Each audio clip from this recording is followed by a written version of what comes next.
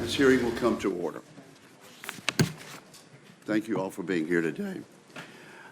1 year ago today, Lion Air Flight 610 crashed into the sea shortly after takeoff from Jakarta, Indonesia. All 189 people on board perished. 5 months later, Ethiopian Airlines Flight 302 departed Addis Ababa, Ethiopia. Just like Lion Air Flight 610, Ethiopian Airlines Flight 302 experienced problems shortly after takeoff and crashed. All 157 persons on board died. Both of these accidents were entirely preventable. We cannot fathom the pain experienced by the families of those 346 human beings who were lost. Many family members are here today, and we appreciate their attendance. I appreciate many of them meeting with members of the committee over time. As chairman of this committee, I promise their loved ones that we are working to obtain a full answer as to how to prevent future tragedies. These families deserve answers, accountability, and action, and the public deserves no less. The type of aircraft involved in both accidents is a 737 MAX 8 manufactured by Boeing. International aviation safety regulators began grounding the MAX the day after the Ethiopian crash. On March 13, Federal Aviation Administration formally grounded the aircraft in the United States. The MAX's return to service is contingent on Boeing's work with the FAA to test and certify fixes to the MCAS flight control system, which activated during both crashes. In order for the MAX to return to service, international regulators also need to be satisfied that it is safe to fly. As the certification process continues, many questions remain about Boeing's actions and the FAA's actions during the design, development, and certification processes, as well as the operation of the MAX. Today's hearing is divided into two panels. Let me note for senators that the committee will follow regular order in recognition of both panels. The 5-minute rule will be observed strictly because we have so many people who wish to participate. On the first panel, Dennis Muilenburg, President and CEO of Boeing, will testify on behalf of the aircraft manufacturer. He is accompanied by John Hamilton, Chief Engineer for Boeing Commercial Airplanes, who will provide technical expertise. Our second panel will examine these issues from the government's perspective. The witnesses today include National Transportation Safety Board Chairman Robert Sumwalt and Chairman of the Joint Authorities Technical Review, or JATR, Chris Hart. Chairman Sumwalt oversees the NTSB, which recently released a report and recommendations regarding the MAX certification. Chairman Hart led the JATR, an FAA-commissioned body that included the FAA, NASA, and 9 foreign aviation safety authorities tasked with reviewing the MAX's flight control systems. The JATR has submitted a broad range of recommendations to the FAA. Let me note that Chairman Hart has extensive past government service in aviation safety, but he is a private citizen today who agreed to lead the JATR. We have many concerns that Boeing should address today.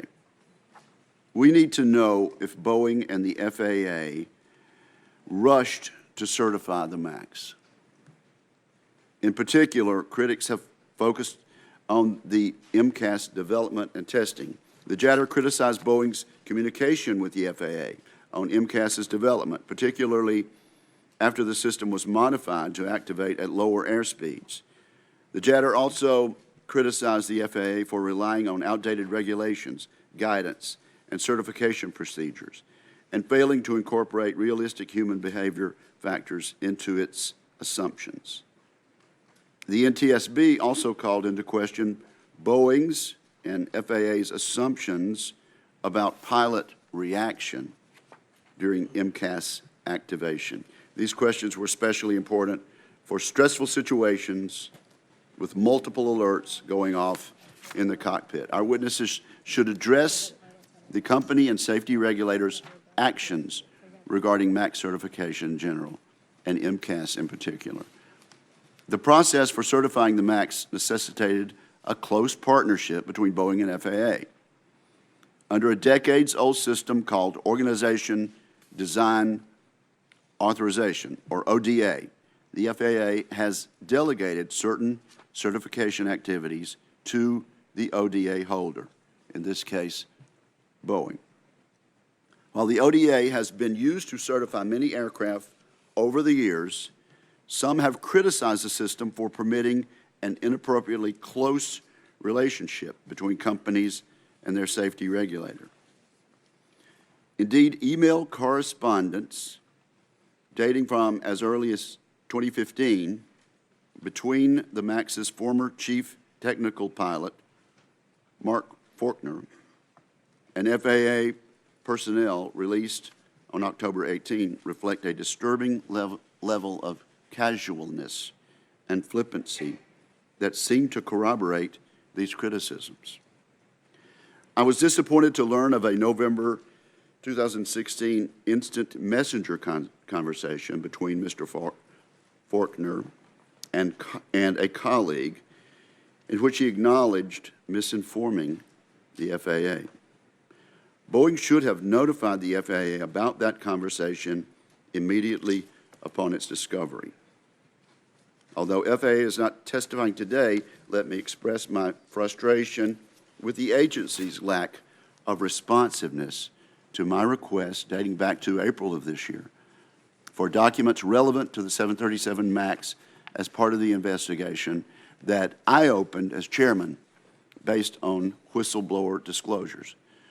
The relationship between regulating agencies and organizations they regulate is important, but so are the internal reforms that Boeing is implementing. Witnesses should provide their views on the ODA system and whether or not reforms are needed.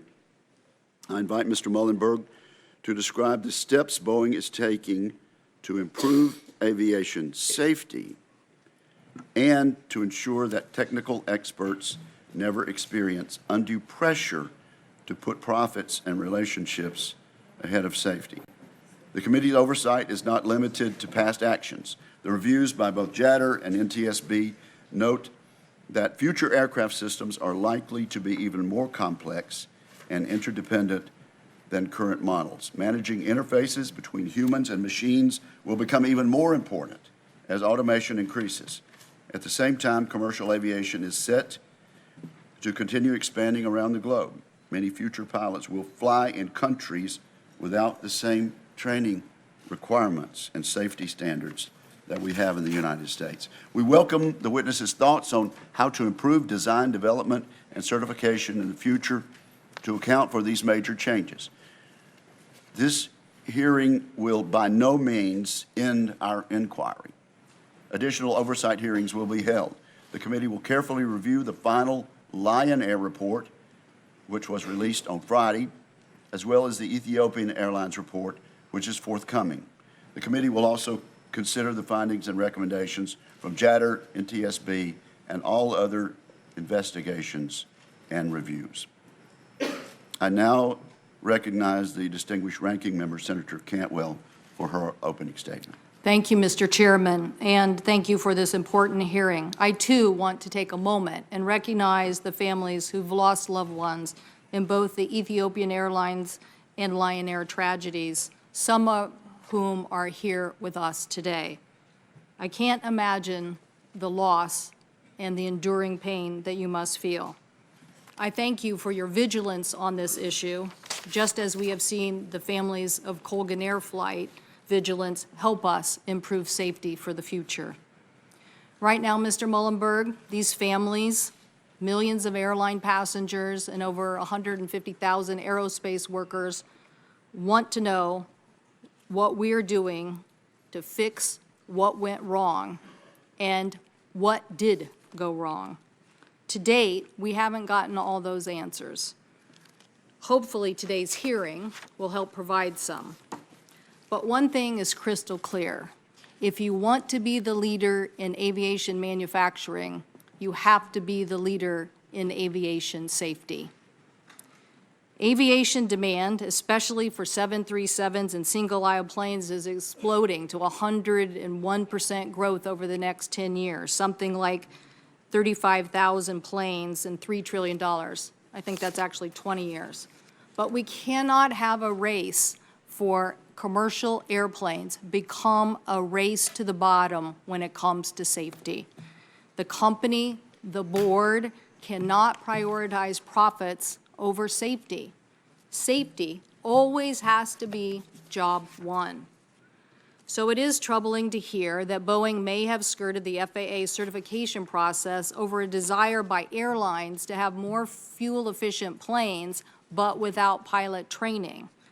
Now, this issue of lowering standards is permeating through all of aviation. We're dealing with it here in the committee. My Democratic colleagues have led the charge to try to stop companies coming here to say they don't want to have the same training for co-pilots on the regional jets because they don't have enough pilots. Or the issue my colleague has championed on rest requirements for cargo pilots having the same requirements for rest as passenger planes. Thank God Captain Sullenberger, the hero of the Hudson, made it clear.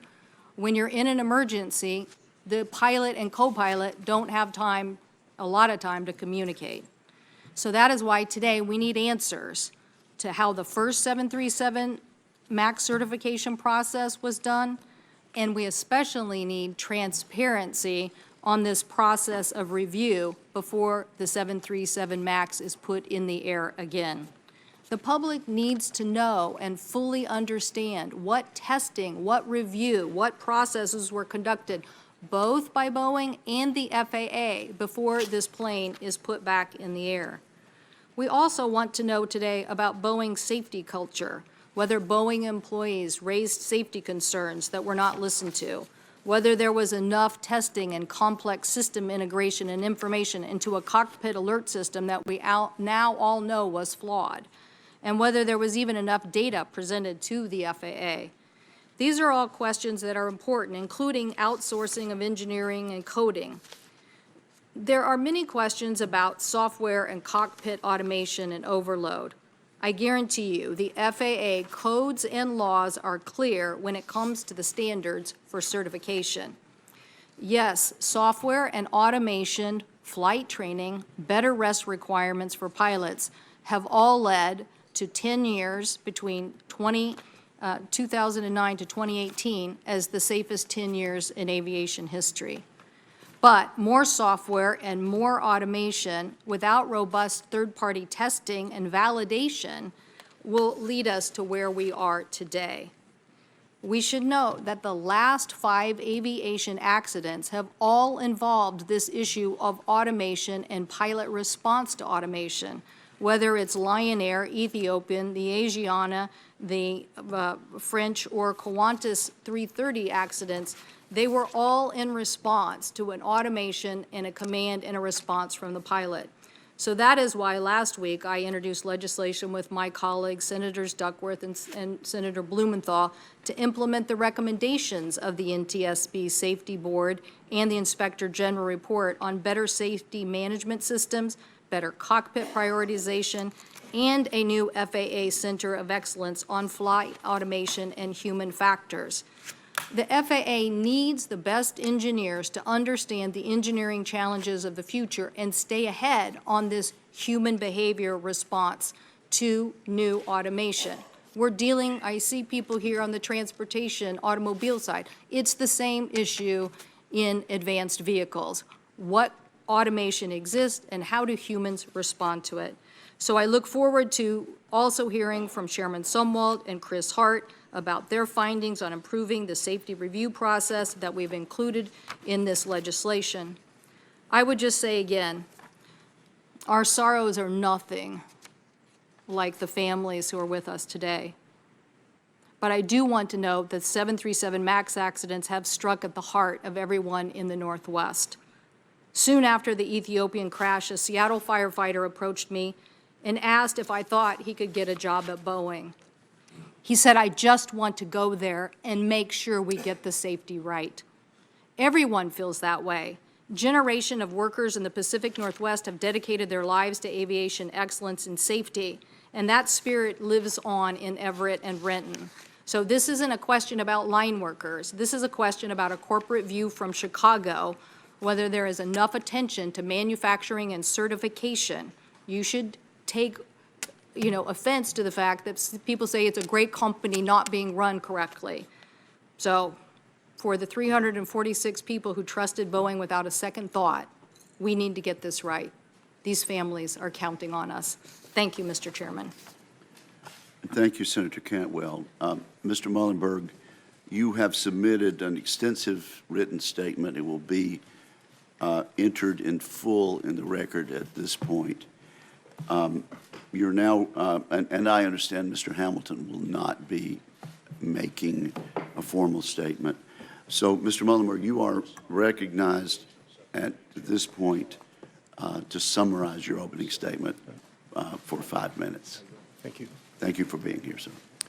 Chairman Wicker, Ranking Member Cantwell, committee members, thank you for the opportunity to join you today, and we share your commitment to aviation safety. Before we start today, I'd like to speak directly to the families of the victims who are here with us. On behalf of myself and the Boeing Company, we are sorry, deeply and truly sorry. As a husband and father myself, I'm heartbroken by your losses. I think about you and your loved ones every day, and I know our entire Boeing team does as well. I know that probably doesn't offer much comfort and healing at this point, but I want you to know that we carry those memories with us every day.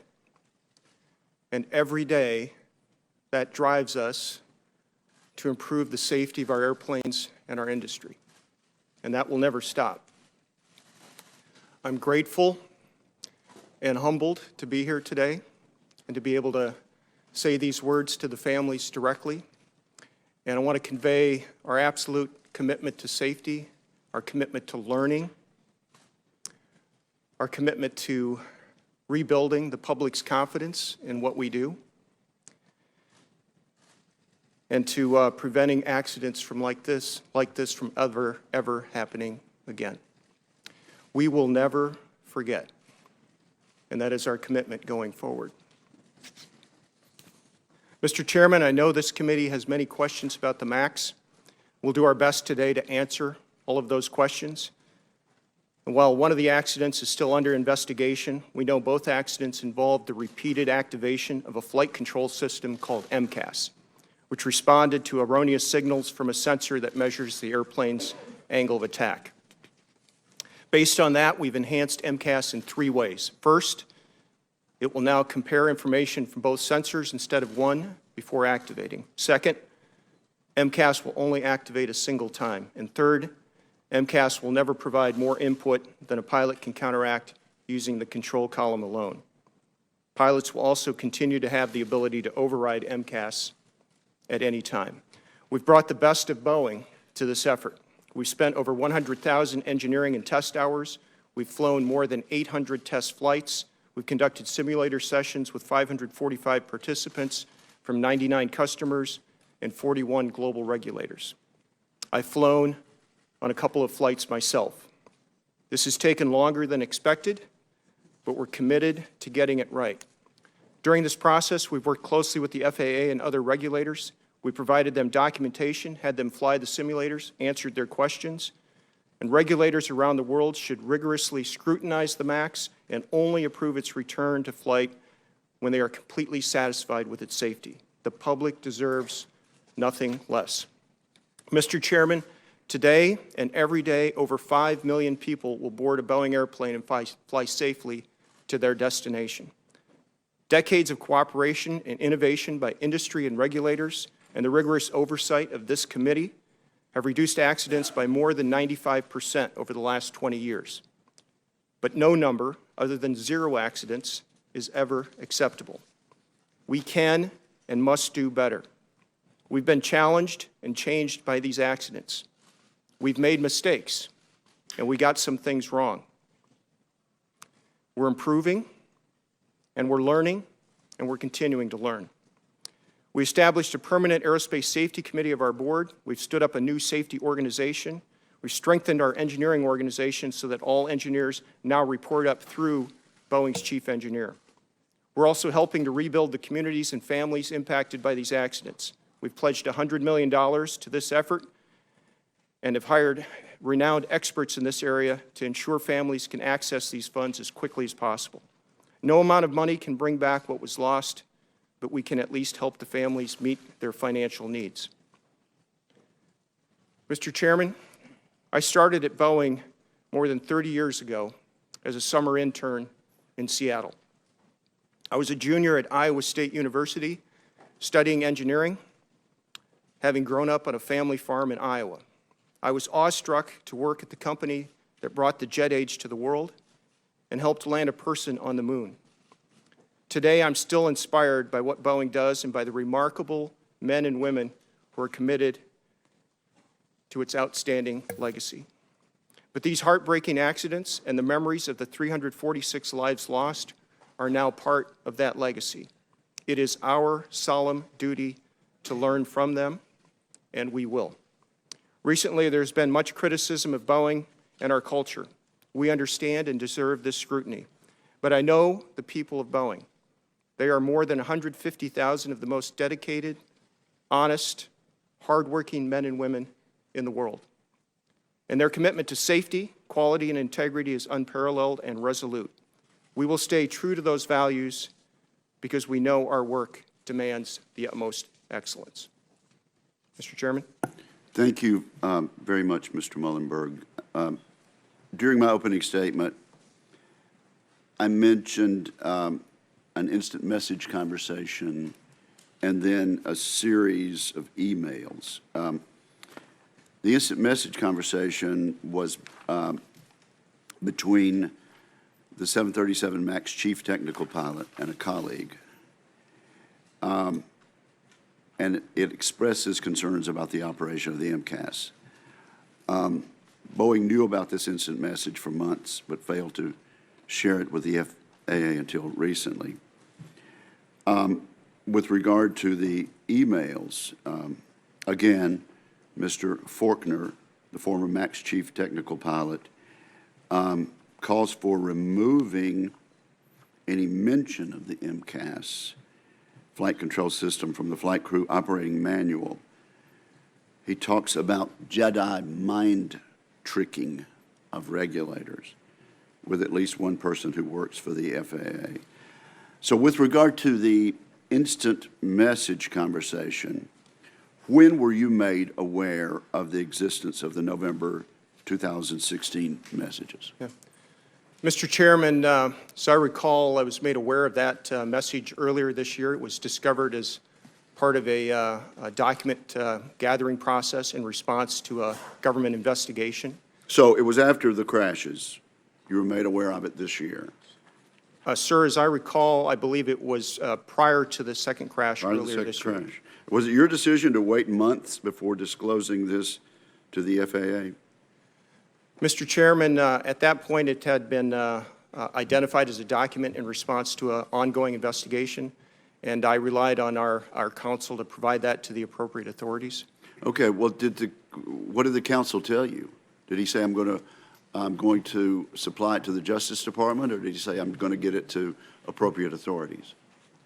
And Mr. Chairman, I don't recall having a specific conversation about which authorities.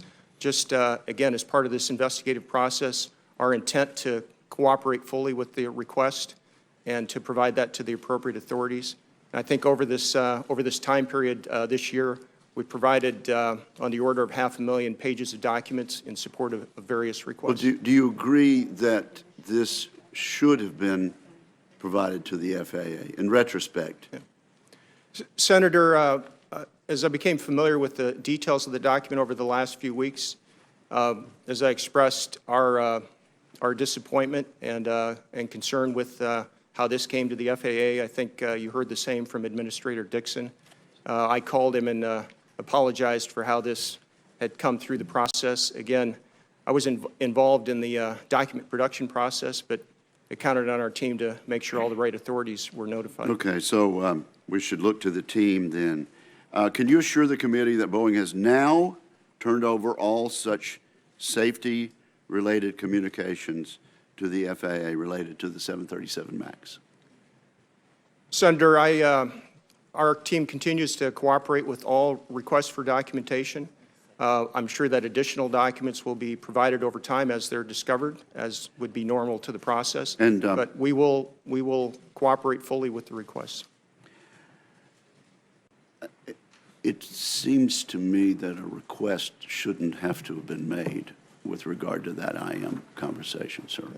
Let me ask you, when did you become aware of the emails that I referred to in the second part of my question about Jedi mind tricking regulators? Senator, again, just recently I've been informed of the details of those emails and the instant message that Can you you give us an referred to. idea of how recently? Over the last couple of weeks when it became public news. Okay, and you did not know about it until then? Sir, I don't recall being briefed on the details of those documents anytime prior to that. Can you see that this raises much concern about the level of coziness between Boeing personnel and FAA regulators? And Mr. Chairman, I understand the concern there. Again, we're doing our best to lean forward and provide information as part of this process. I can tell you that the comments, the values, the approaches that are described in those emails are counter to our values. That in no way would meet any expectation I would have for our team, our employees. So I understand the concern, share the concern, and just want to convey it's not consistent with our values as a company at all. And this series of emails has only in the last few weeks come to your attention. Is that right, sir? As Senator, as I said, I was aware of the documents that were being produced as part of an investigation. That's what I recall from earlier this year. I don't recall getting briefed on details of these documents. Those details are things that I learned of over the last few weeks. Senator Cantwell. Thank you, Mr. Chairman, and if you could help, I have a lot to go through, so we're going to try to move quickly through it. Was Boeing aware of the defects in the MCAS system which it failed to disclose to the FAA at the time the aircraft was in development and certification? Senator, as you know, the MCAS development occurred over a lengthy time period, about a 6-year development program of the MAX.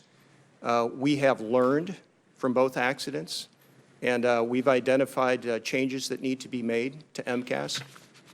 We did, during the development process, follow our certification standards and longstanding industry standards behind the MCAS design. But clearly, we've learned, and there are things we need to improve on MCAS. Are you saying? Answer the question, Mr. Muilenburg. Senator, could I ask you to? Was Boeing aware of defects in the MCAS system which it failed to disclose to the FAA at the time the aircraft was in development and certification?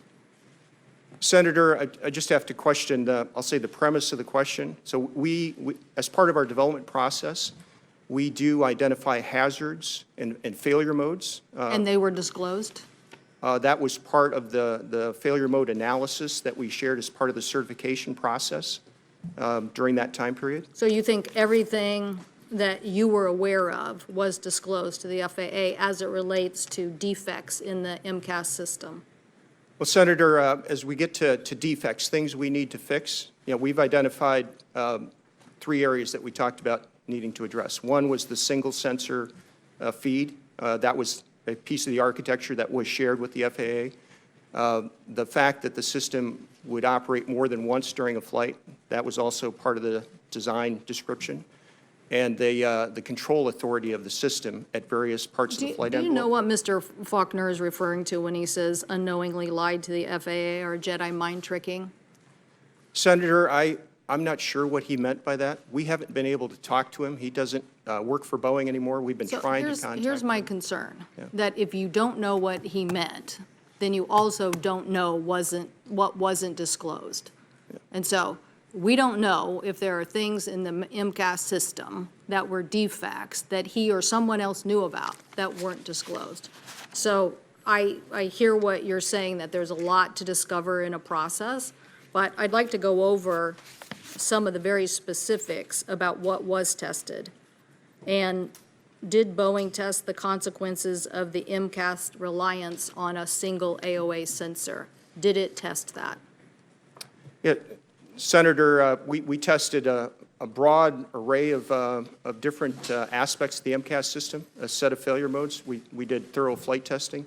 I know, John, if you want to comment on the details there. Yeah, Senator, the 737NG is one of the safest airplanes that's flown Okay, service.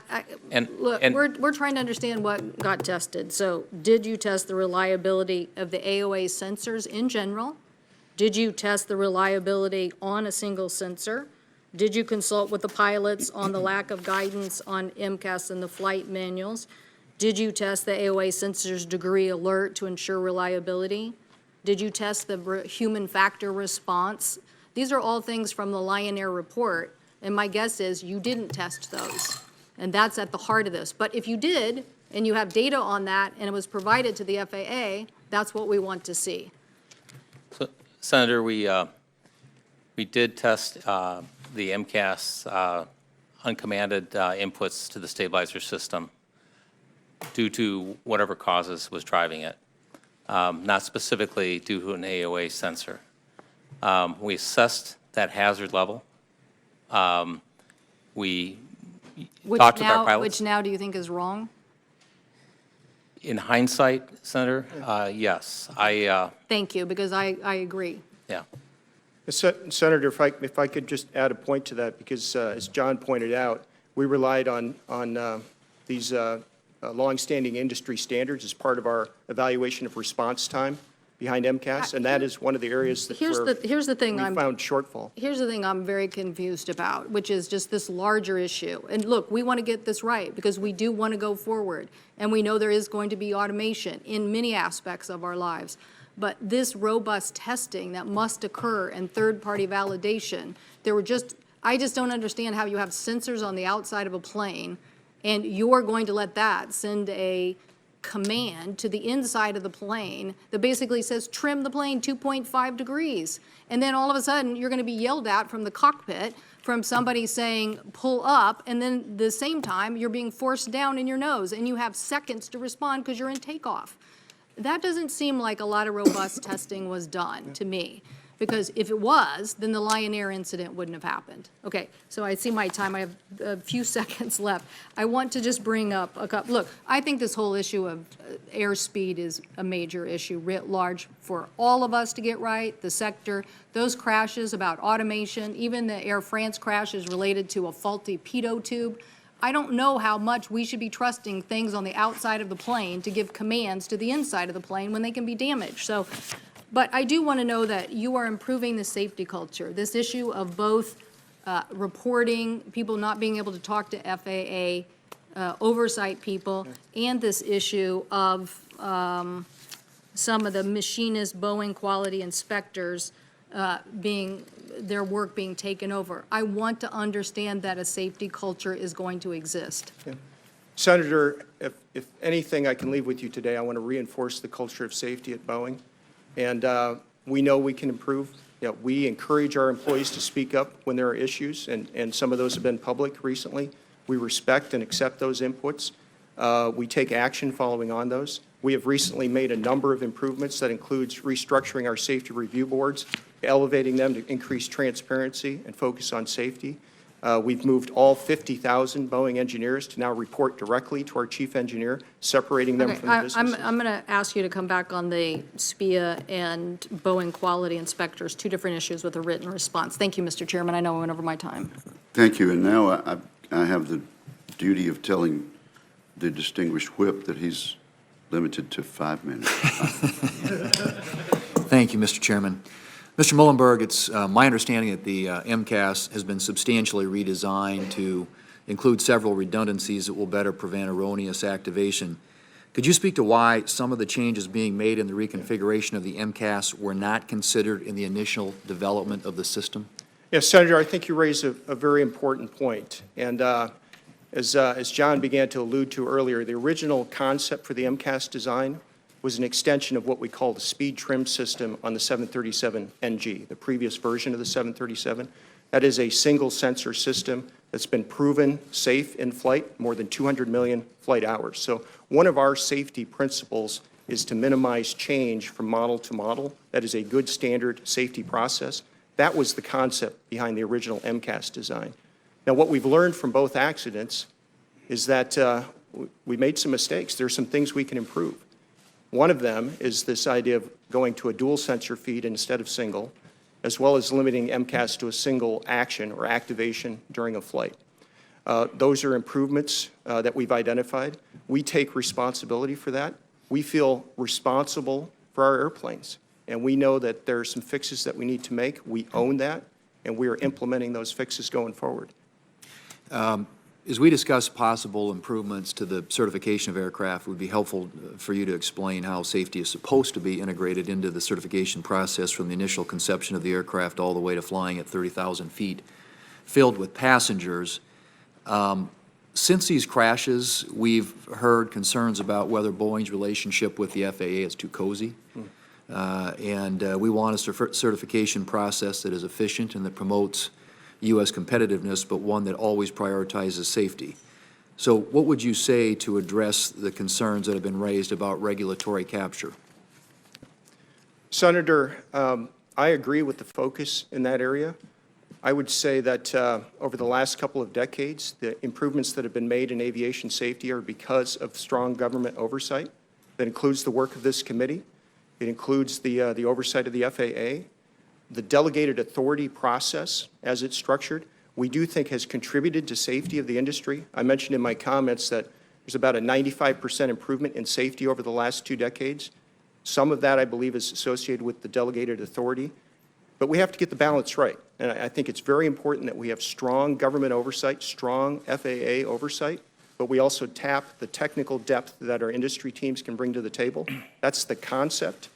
But if we need to rebalance it, I fully support evaluating that concept, looking at the details, and making sure we've got the balance right. Could you briefly explain, very briefly if you could, how Boeing and the FAA work together to certify aircraft? Yeah, Senator, I could, but I think Mr. Hamilton here is a deeper expert on that. If I could ask him to take that question. Certainly. Senator, the FAA is actually in control of the certification process the whole time. So let me just kind of walk you through the process very quickly. It starts off by identifying the requirements to certify the airplane. That is the sole authority of the FAA. It establishes the certification basis of the airplane. The second step is identifying the methods of compliance to those requirements. So this is how you're going to show that your airplane design actually meets those requirements. Again, the FAA is the sole authority on that. That's their action. The third step is doing the testing, the analysis, and the documentation that demonstrates the airplane meets those requirements. And that is done by Boeing in our case, or the applicant. And then there's a review of those documents to validate that they actually met the requirements. And that can be done by the FAA or the ODA, who acts as a designee of the FAA, or it can be a combination. And finally, there's oversight. The FAA does oversight of the actual unit members. They do oversight of the ODA, and are you following the processes? They do oversight of, did you find compliance as they expected with the methods of compliance? And then they do systemic oversight of the entire system. Okay. Mr. Muilenburg, how are you working to ensure, coming back to this issue of safety, that employees who raise concerns, even if they inhibit your ability to get a product to the market quickly, are taken seriously, and that importantly, those concerns are raised to the top and not brushed aside? Yes, Senator, in my role as the CEO of this company, I take that responsibility very seriously. We have a number of ethics hotline avenues that our employees can use. When it comes to delegated authority in particular, we also have additional survey tools that we deploy, and we openly share that data with the FAA and make improvements. That said, again, we know we can improve. And one of the areas that I've taken recent action on is to restructure our safety organization. So we have now created a new safety organization, a Vice President, Beth Pastor, who reports to my chief engineer, who reports directly to me. That safety organization has responsibility for all safety-related accident investigations, our ODA process, and also responding to any employee concerns. Thank you, Senator. Thank you, Mr. Chairman. Senator Klobuchar. Thank you, Mr. Chairman, and thank you to Senator Cantwell. I also want to give my sincere thanks to the people who are here, who lost their loved ones in these 2 crashes. I think you know you are here not only for them, and it must be hard to hear all of these technical issues when you think of your brother or sister or father or mother or son or daughter. But I want you to know that we want to get to the bottom of this, and we want to change this. So I guess I'd start with where Senator Thune was going with the FAA and Boeing and this relationship.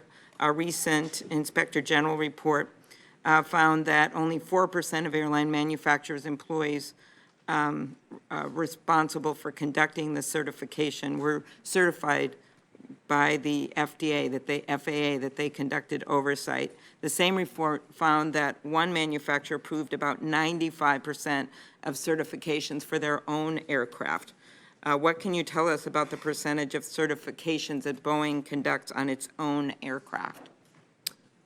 Senator, I can't answer that number off the top of my head. I don't know, John, if you have a... No, I'd have to follow up with you. Okay. Senator. How many Boeing engineers both design systems for the company and then certify those same systems for the FAA? I'm just trying to get at a safety check from the Yes. outside.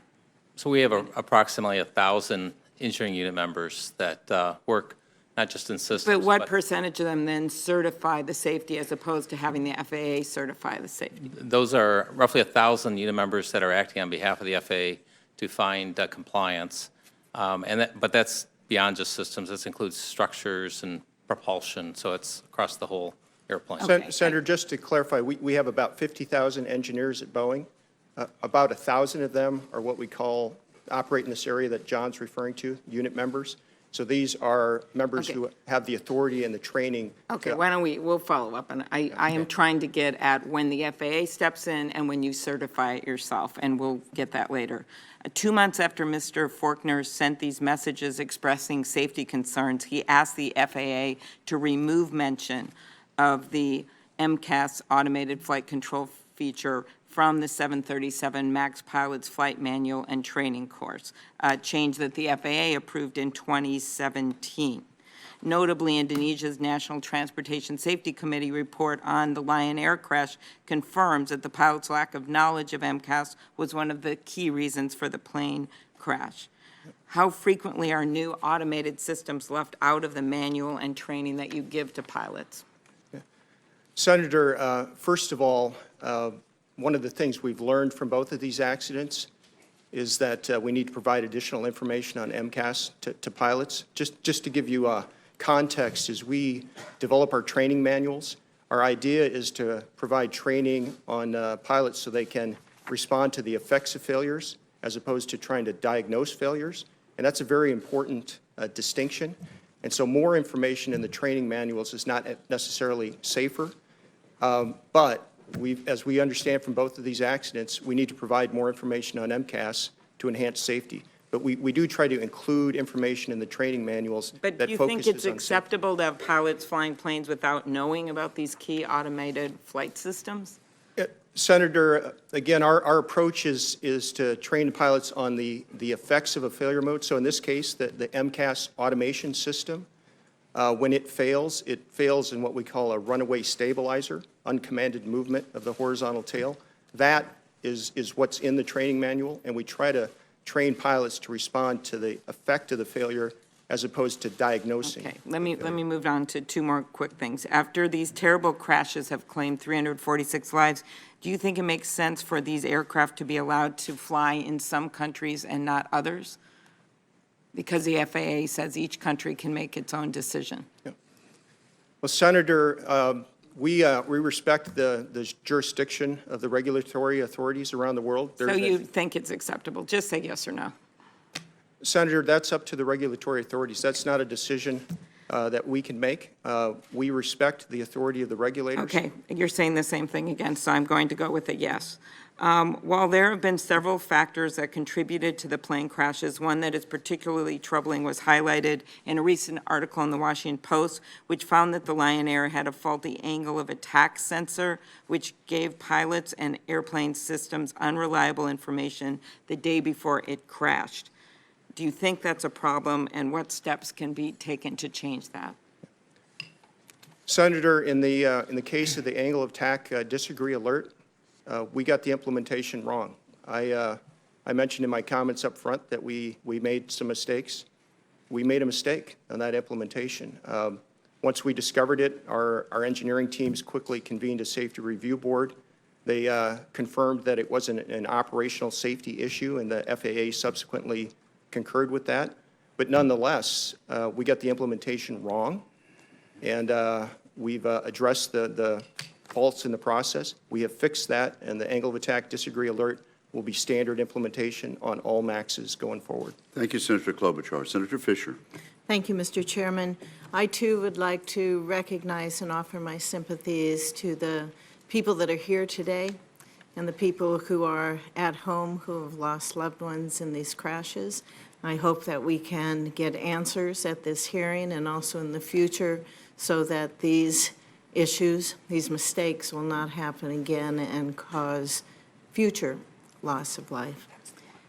Mr. Muilenburg, the Joint Authorities Technical Review notes that Boeing made several other changes to the 737 MAX that differ from the earlier models, such as structural changes that would accommodate the new engines that were planned on the plane and other advanced technologies.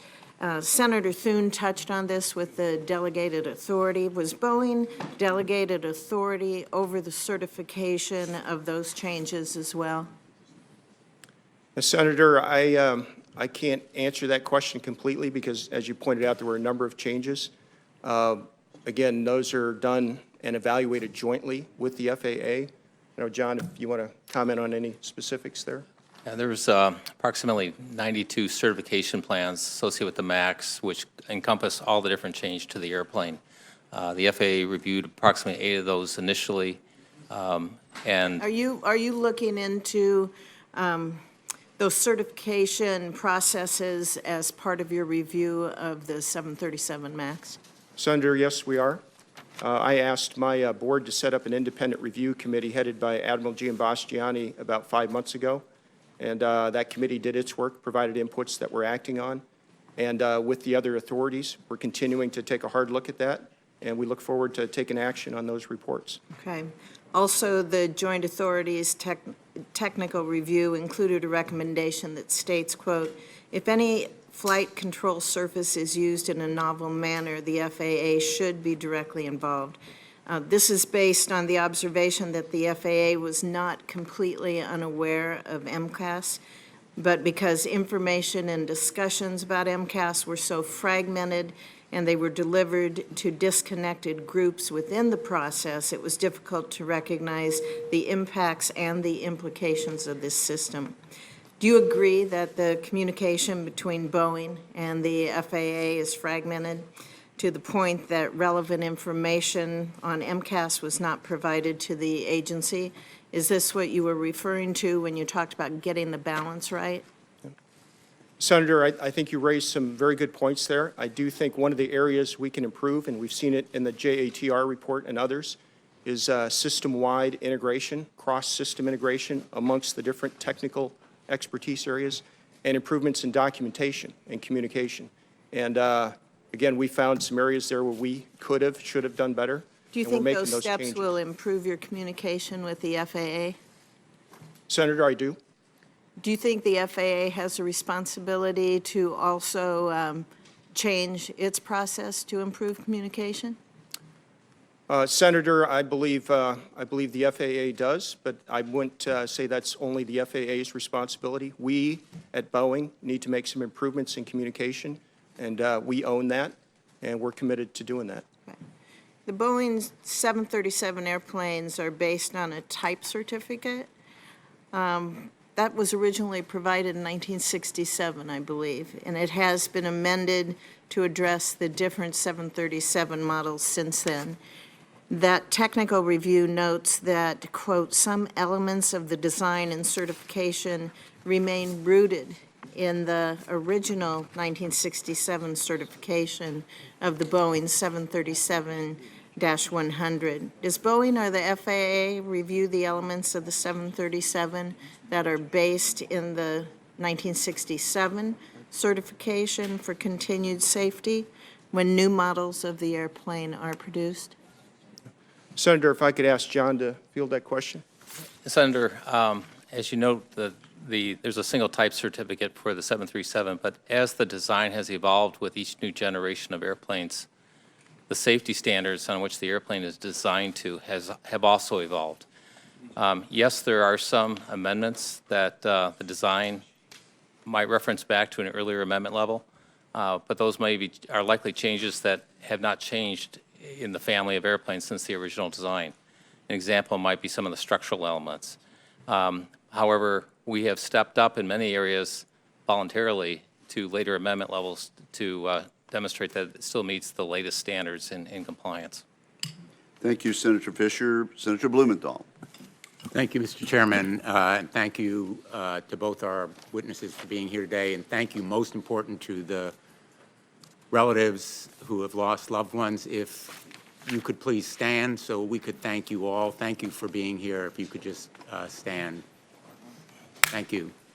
And go ahead up and hold up the photographs that you brought. You've been very kind to. I was going to ask that you hold up those photographs because I understand that for security purposes you can't during the hearing, but just for this short period of time. Mr. Muilenburg. So thank you. And if the timekeeper could start Senator Blumenthal's time over.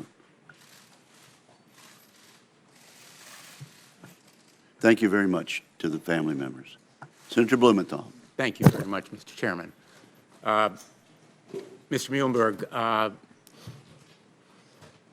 as I watched those loved ones stand, and frankly, as I reviewed this file over the past week or so again, and as I sit here today, my anger has only grown. These loved ones lost lives because of an accident that was not only preventable, as the chairman said at the very start, but was the result of a pattern of deliberate concealment. Boeing came to my office shortly after these crashes and said they were the result of pilot error.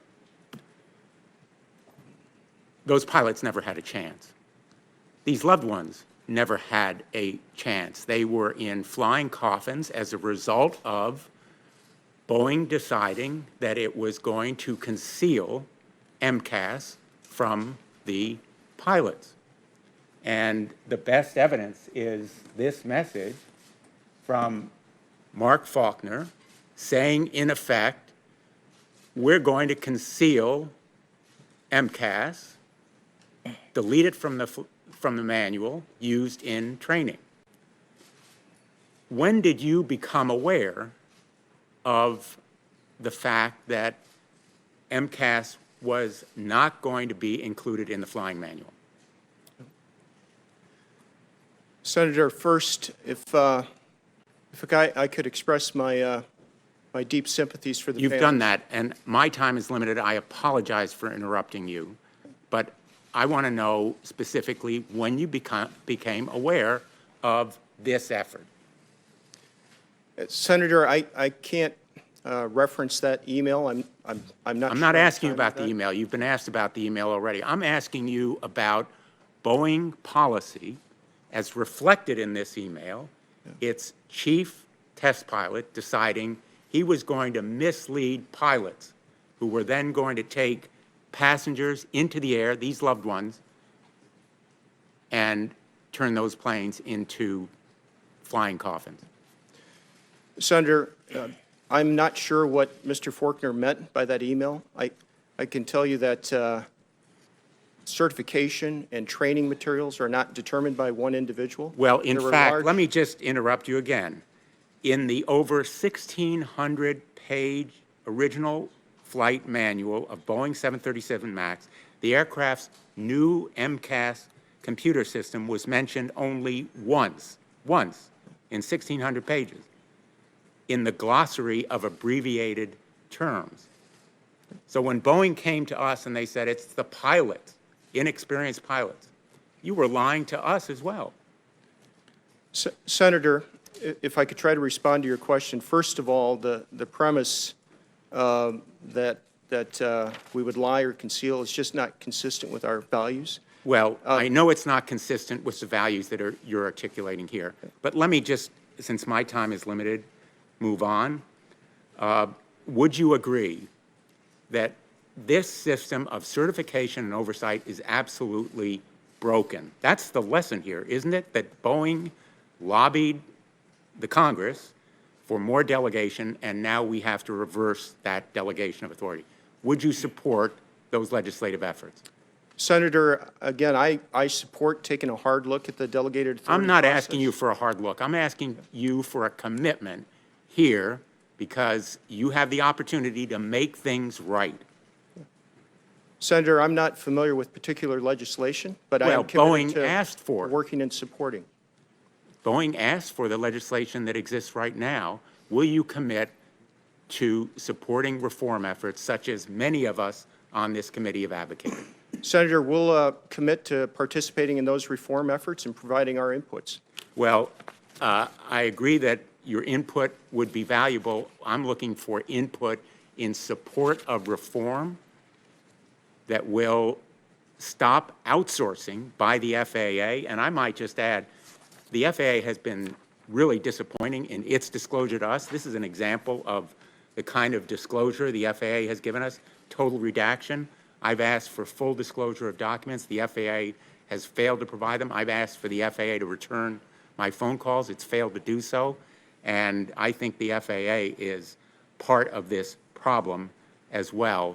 And it is the result, at the end of the day, of Boeing rushing this process. I'm using the chairman's term, putting profits over safety, rushing the certification process with you in charge of that certification and prioritizing speed and cost over safety. And my time has expired, but the folks who really deserve time here are the people who lost loved ones. And Thank you, hoping Senator we'll have a second Blumenthal. round. Thank you. Let's do this. This poster is entitled MCAS Lives in Both FCCs. If you can provide a copy of that, we'll admit it into the record at this point without objection. Thank you.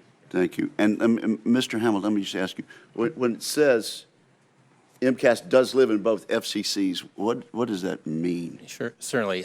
So briefly. the MCAS function is replicated in the two flight control computers that are on board the airplane. And so each flight control computer previously received its input from one AOA sensor on the left or right side.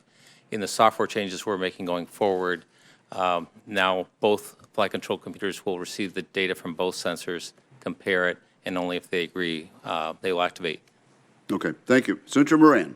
Mr. Chairman, thank you. Mr. Muilenburg, have you determined that the failures that resulted in the tragic consequences, were they failures in the policies and protocols that Boeing had in place, or was it a failure to comply with those protocols and policies that resulted in these consequences? Yeah. Senator, in some cases, we relied on these longstanding industry standards, policies, and certified to those, and we're now raising questions around those. That gets back to this pilot response time discussion that we had earlier. In some cases, we missed on implementation, as I mentioned earlier with the angle of attack sensor. But overall, we did follow the certification process and steps. But nonetheless, we've learned from both of these accidents, and the fixes that we need to make are clear. So the We're fixes committed are to doing both that. in policy and then making certain that the policies are followed once the new policies are in place? Senator, I believe that both are true, yes. Thank you. And I assume there's other certification and just developments at Boeing that are always ongoing. Have you changed your behavior and or policies for the certification and development process for other pieces of equipment, other aircraft that Boeing is now proceeding toward certification? Senator, we have, and we're going to continue to change. As I said, we have learned, but we're still learning. I mentioned earlier the change to our safety review board structure. That is a big substantive change. The stand-up of our new safety organization, the realignment of our engineering team, those 50,000 engineers. We're also taking a look at some of those long-standing assumptions behind how we design, as we look at next-generation products like the 777X as an example. So we are taking a comprehensive approach to those updates.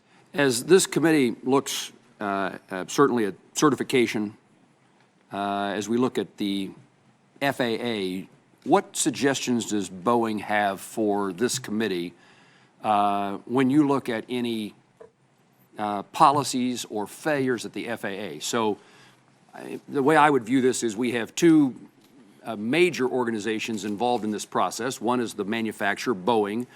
The other is the federal agency that is there to certify. My assumption is that neither one did things right.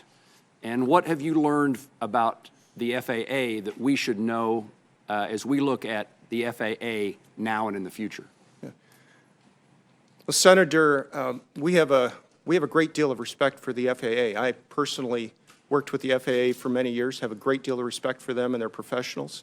I know the FAA is also taking a hard look at all of the reports and inputs and investigations and is committed to making changes. I think you've heard that from Administrator Dixon as well. Do you have suggestions what changes the FAA should make? Senator, I don't have specific recommendations for you, but we'd be glad to follow up on that if it'd be useful. Thank you. Where are we now in the 737 MAX? It seems like every week there's a report that an airline is believes they're going to have that plane flying again, or that certification is nearby. Yeah. What is the status? Senator, we're in the final stages of the process. So we are currently testing the final software updates. When ready and with the FAA's approval, we'll proceed to a certification flight in the near term. Subsequent to that, it'll be the FAA's responsibility to evaluate that and issue an airworthiness directive. That's all work that we're proceeding on over the next few weeks and months. But I think it's important, again, that the airplane will return to service when it's safe. Right? This is not going to be timeline driven. We are committed to answering every question the regulators have, and the airplane will fly when everyone is convinced it's safe. That is the most important thing here. It troubles me that to get to that point it's certainly not that it's taking so long. I want the result that you just described. We want the right circumstance before we're flying again. But it suggests to me that there were much more significant problems with the MAX 37 if it was previously certified, and yet now it takes so long. It's something more than just a glitch. It's something more than just a minor change. That makes me concerned about the process that allowed it to be certified in the first place. What am I missing? Yes, Senator, I think you raise a very good point. Our initial effort early this year was focused on the MCAS updates that we've already talked about. Around the middle of the year, as we were evaluating all of the other inputs and data, we identified some additional safety enhancements that we could make, not something that was required for certification, but something that we thought while the airplane was grounded was the right thing to do and a safety enhancement. And rather than waiting to do that later after return to service, we as a company and with the FAA decided that we would take the extra time for those additional software updates. And that's the work we've been doing through the summer and into the fall. That's designed to add additional software redundancies throughout the flight control computers, and that is the final software we're testing. What I want to convey here is this is really the culture of Boeing, and I understand the questions that are being raised, but when our teams find opportunity to improve safety, that goes to the top of the list. That's the top priority, and if it takes time, if it takes money to do that, that's where we're focused, and that's why it's taking longer than I think some anticipate. I'd request your follow-up on your thoughts about the FAA. Thank you. Thank you, Senator Moran, Senator Markey, Senator Udall, Senator Peters. Thank you, Mr. Chairman. And let me begin also by expressing my sympathies to those who lost loved ones in the two 737 MAX crashes. And I'd like to thank the families that are here today for your continued attention to safety and for working to prevent future tragedies like we saw here. Over the years, our aviation system has become the safest in the world, but these tragedies certainly remind us that we cannot rest. Safety cannot be taken for granted. There is no doubt from what we've been hearing in the testimony here today that many mistakes were made, and the consequences were unfortunately tragic. The reports from technical experts underscore that as technology becomes increasingly complex, the debate about how to move forward can't be simply about a one-size-fits-all regulatory regime versus a let the free market just police itself type of approach. I believe a new paradigm may need to be developed to address the regulatory challenges associated with very complex technology, and that's something this committee needs to weigh in very heavily into as we move forward. Mr. Muilenburg, as you know, the BP oil disaster in the Gulf of Mexico killed 11 workers, lasted 87 days, and cost upwards of $65 billion. And in the wake of that disaster, it was revealed that the oil and gas industry had lobbied for the reduced safety precautions that could have prevented that disaster. We often hear in Congress about how much regulations cost industry. However, thoughtful regulation plays an incredibly important role in protecting the public. So I'm curious if Boeing's view on oversight has changed in the wake of this tremendous human tragedy, as well as the cost that this company is facing right now. Has your view changed? You talked in response to an earlier question about having a balance. Yep. Clearly something is wrong with that balance. Please let me know if your thoughts have changed recently. Senator, my thoughts have changed. We have learned lessons from these two accidents. And the families that are here with us today, the pictures we saw, they're heartbreaking. They remind us of the importance of the work we do and the paramount importance on safety. That's what makes this industry great, and strong oversight is part of the fabric of our industry, always has been. And I think this should give us pause to take a hard look at that. Well, the hard look, you said we need to look at the balance. Has the balance gone too far to allowing industry to police itself? Senator, I don't know if I can characterize it that way. My sense is that we all have the same objective here. We all want the safest industry possible. That is our objective. And my sense is that we could look at the balance, that there are refinements that would be worthy. I think, technology. Do you think it's out of balance now, based on what happened here? Do you think we have to not just take a look at it, but seriously understand that the balance is maybe out of whack if we delegate too much to industry and don't have impartial eyes and make sure the regulatory regime is sufficient, that you truly have impartial eyes looking at these factors? But it's going to save lives, and you won't put a company through the cost that you have when you balance those regulations. Is it out of balance right now? Yes or no? As Senator, again, I think it can be improved. I completely agree with you on the importance of strong oversight. Yeah, I've worked in this industry for more than 3 decades, from airplanes to spacecraft. People's lives depend on what we do, and strong oversight from the government is a key to our successful, the safety of our industry. So I think we have a shared objective there, and we will work with you on examining any improvements we can make. We have a mutual interest. Mr. Muilenburg, the NTSB report indicated that the FAA and industry have historically used highly trained test pilots to verify the safety of new aircraft models rather than average pilots who typically have less experience. Does Boeing use pilots with average training and experience? Senator, our Boeing test pilots are experienced, highly qualified pilots. We work with airlines, the FAA, the regulators, to bring other pilots in from around the world as part of the evaluation. But I think, as you're pointing out, as we look to the future, again, we want to make sure that the testing we're doing is representative of that future pilot population. Thank you.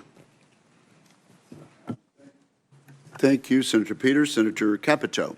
Thank you, Mr. Chairman. I thank the ranking member as well. I want to say, first of all, to the families who are here, extending my sympathies, but also my gratitude for you coming forward through your pain to bring to us, to Congress, which is not an easy thing to do, your frustrations and probably stronger feelings in the loss of your loved ones. I will say that when Colgan Flight 3407 went down in Buffalo in the early 2009, the families that came forward to us, I was on Transportation Committee and the House side, made such an incredible impact and has made flying on our regional airlines much, much safer because of that. So hopefully that will be what the result of this is for you today and for all of us. Mr. Muilenburg, particular attention has been called to the fact that Boeing, later in the development process of the MAX, revised the range of flight conditions that could lead to activation of the MCAS, but that Boeing did not notify the FAA of these changes at the time. This is troubling if in fact this is true. Was Boeing not obligated by the FAA to report changes like the ones I just described? Yes. Senator, I believe you're referring to the low-speed extension of Yes. MCAS. And I've seen those same reports, but they do not reflect the facts. The extension of MCAS to low speeds was done in a rigorous way. It was done in a very visible way. There was testing done on that from the mid-2016 timeframe to the early 2017 timeframe, including flight tests with the FAA on board. The FAA was aware of the low-speed extension and ultimately certified that. And I believe FAA leadership has publicly stated the So same. that's a false report then? I believe it's a false report. I believe the low-speed extension was fully certified with the FAA. Okay, another report that's been out in the media and among is that after the second flight went down, that Boeing actually actively lobbied the FAA to keep the planes in the air. Can you respond to that? Senator, could you just clarify your question in Yes, terms? after the second plane went, the Ethiopian Air Yeah. went down, Yeah. that there was quite, several countries had Yeah. expressed had limited the flight of that plane. We had not done that yet in the United States. There's media reports that Boeing was actively lobbying the FAA to keep the planes in the air at that time in this country. Is that true? Yeah. Senator, let me clarify what was happening in that time frame. Could you make it brief, please? Yes. We immediately after that accident reached out to the FAA and other regulatory authorities to understand what happened in the accident. What has made aviation safe is that we make decisions based on data. At that point, we didn't have data, and so we, with the FAA, were looking to understand what happened. There were early reports that the airplane had some kind of a low-speed, low-altitude problem that turned out to be incorrect. So we, with the FAA, were pursuing data to make a good safety-based decision. That was our position with the FAA. When data became available, satellite data that was referred to in the Right. media, again, with the FAA, we came to a conclusion that there could be similarities between the two accidents, and that led very quickly to a decision to ground the fleet. Well, I think, in retrospect, I think it was pretty obvious, and I don't want to say conclusively so, but there was a problem and a consistent problem.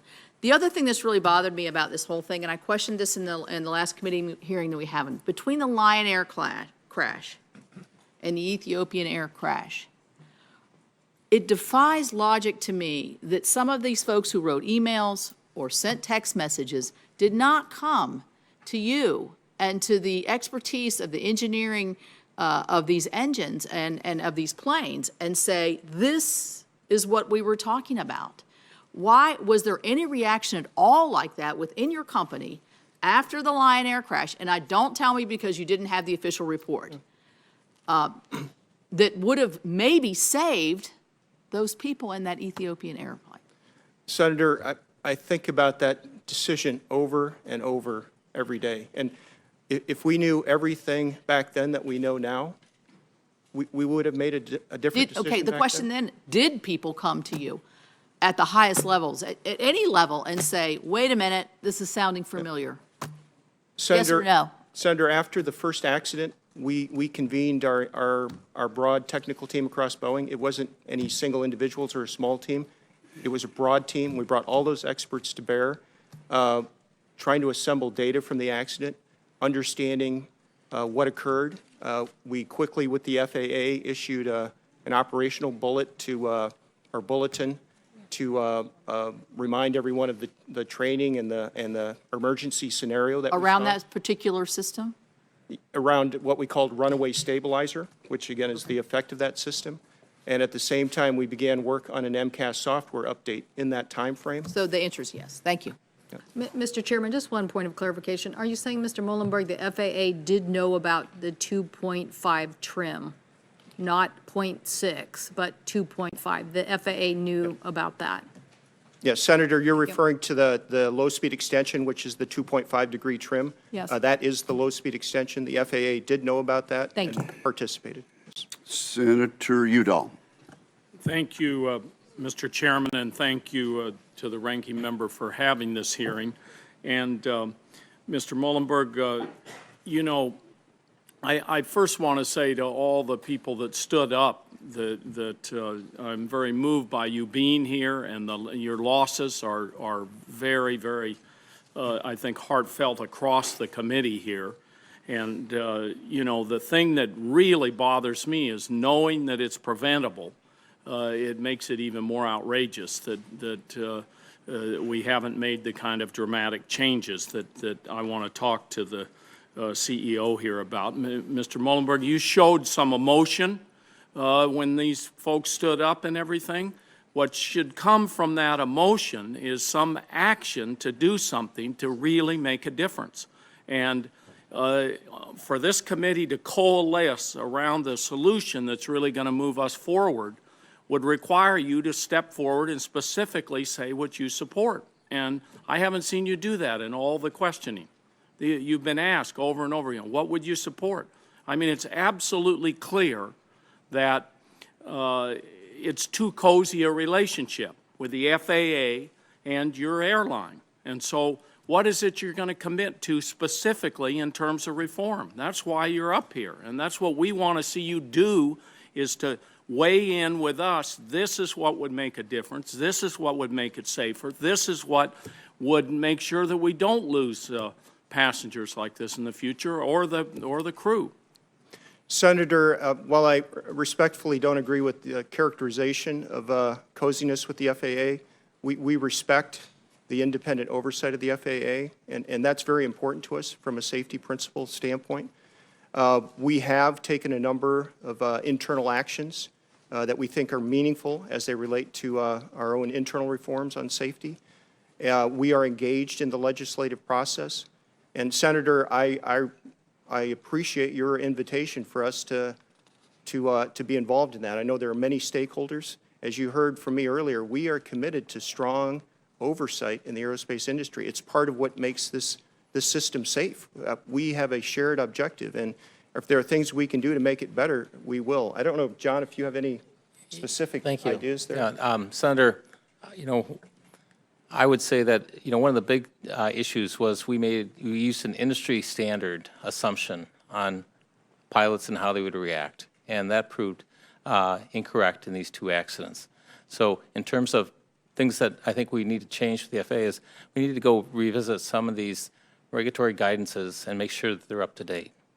I would even tell you that there's probably some regulations that we advocated as part of the FAA reauthorization bill, 10 regulations that FAA should work with industry to update based on technology that's out there today.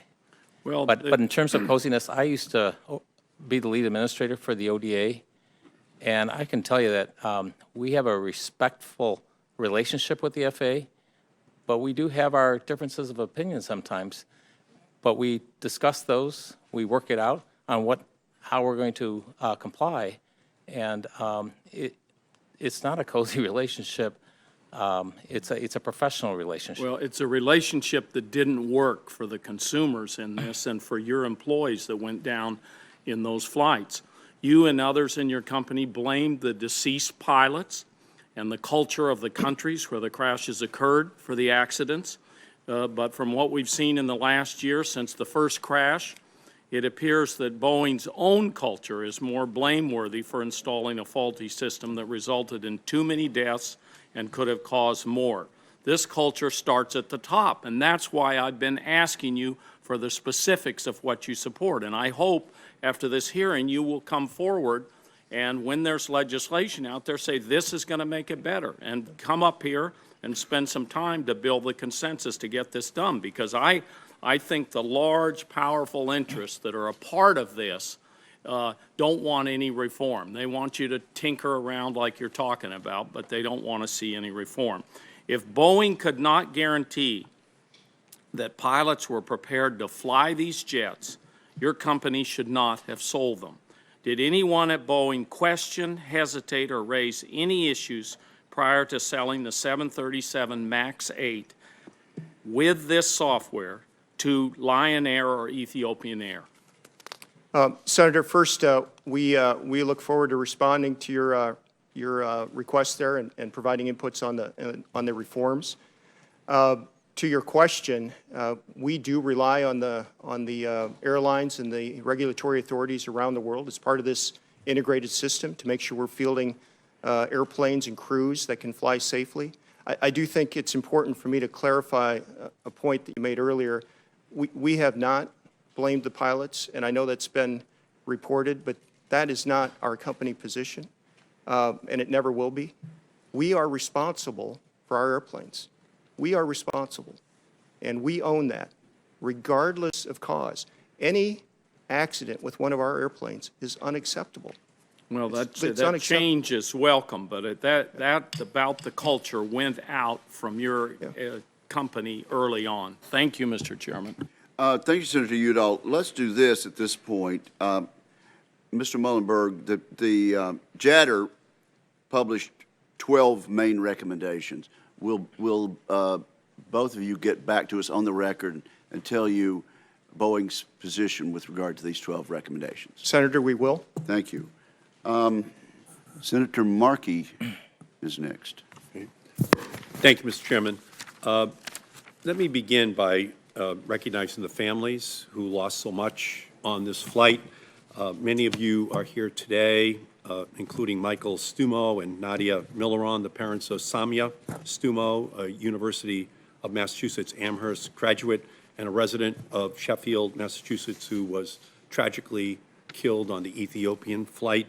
The losses that the Stumo family and all of the families suffered is absolutely inexcusable, and we will remember that as we are moving forward in the drafting of legislation. We will do it in the memory of your families. One thing is clear: to make sure that safety is our top priority is to guarantee that every aviation safety measure is built into every plane and that it is never for sale. Unfortunately, our current laws only prevent aircraft manufacturers like Boeing from selling critical safety elements for an additional price. Existing rules allow companies to charge extra for non-critical safety-enhancing features, and Boeing actually does charge more for those technologies.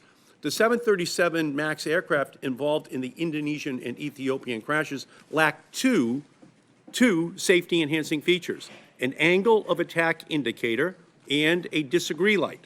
Both of these technologies would have helped the pilots recognize the faulty sensor readings were causing the plane's automated flight control system to push the aircraft's nose down towards the ground.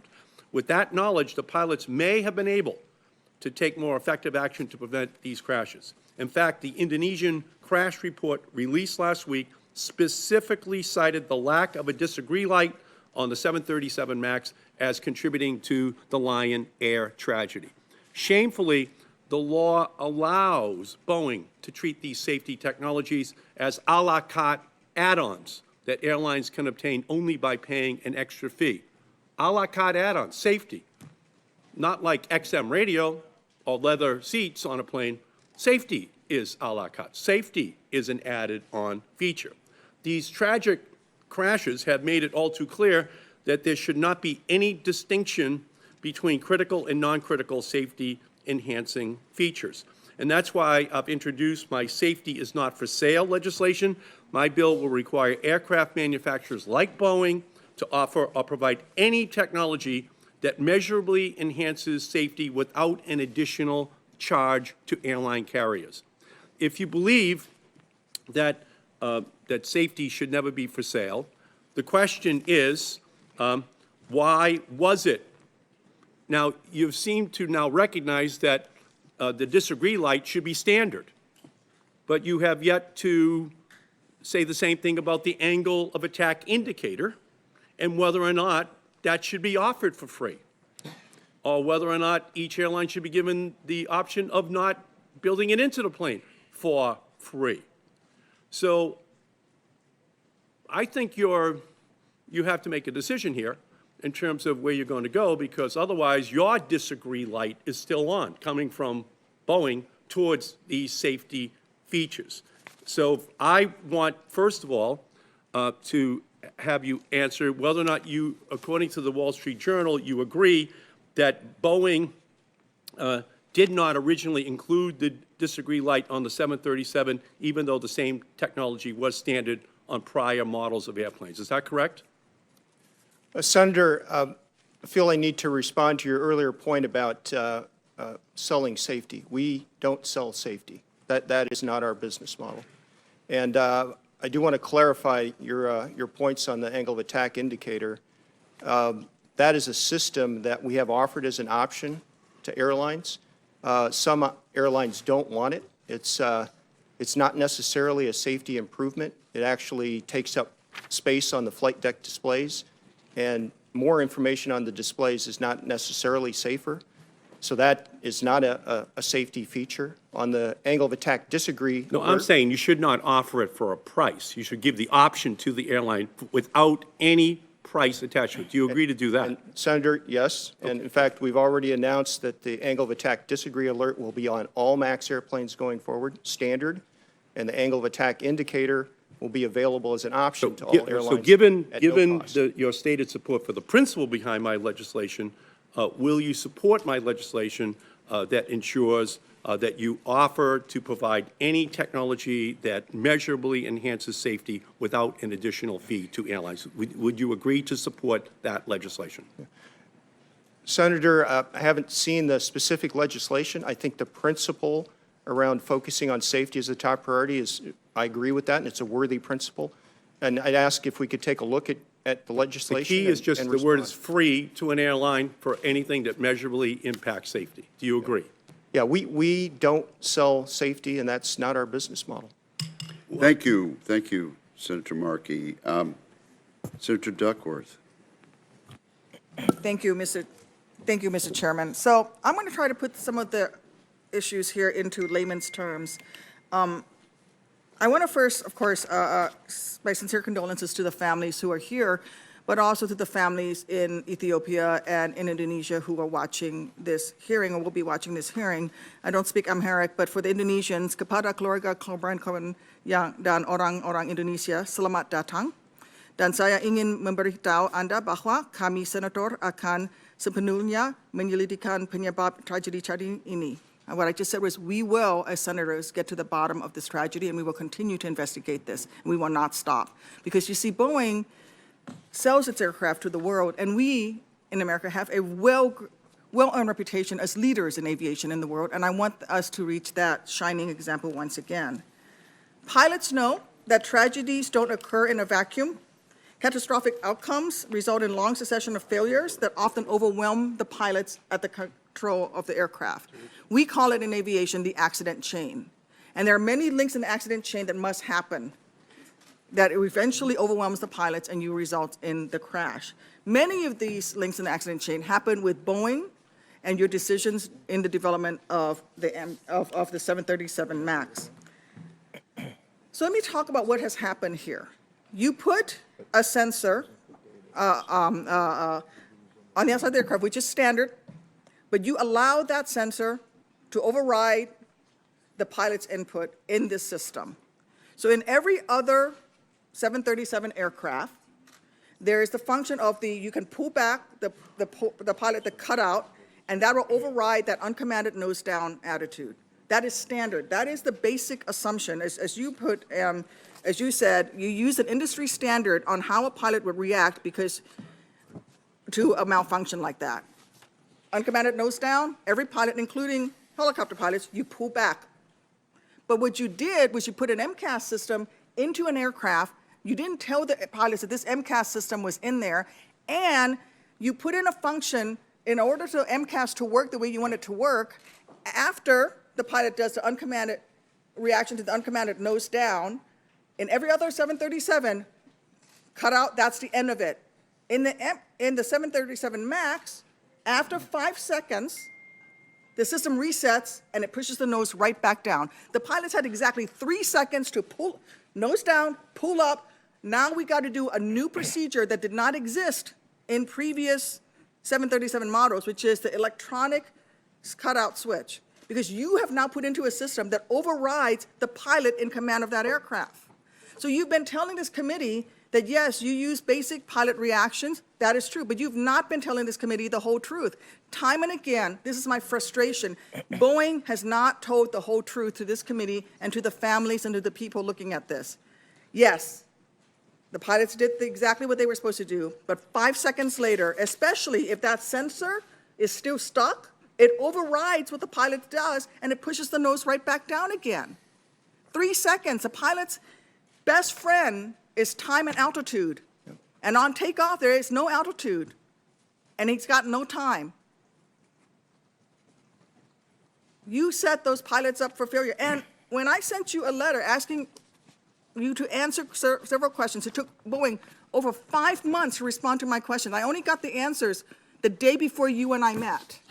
And one of the questions I asked was, what date did Boeing discover that a stock angle of attack vane would result in MCAS issuing persistent commands with unlimited authority to trim the airplane nose down? In layman's terms, if this vane is stuck, MCAS will continue to provide faulty directions and will keep pushing that nose down over and over and over again. No matter how many times an experienced 737 pilot pulls back on the yoke, 5 seconds later, reset, nose back down.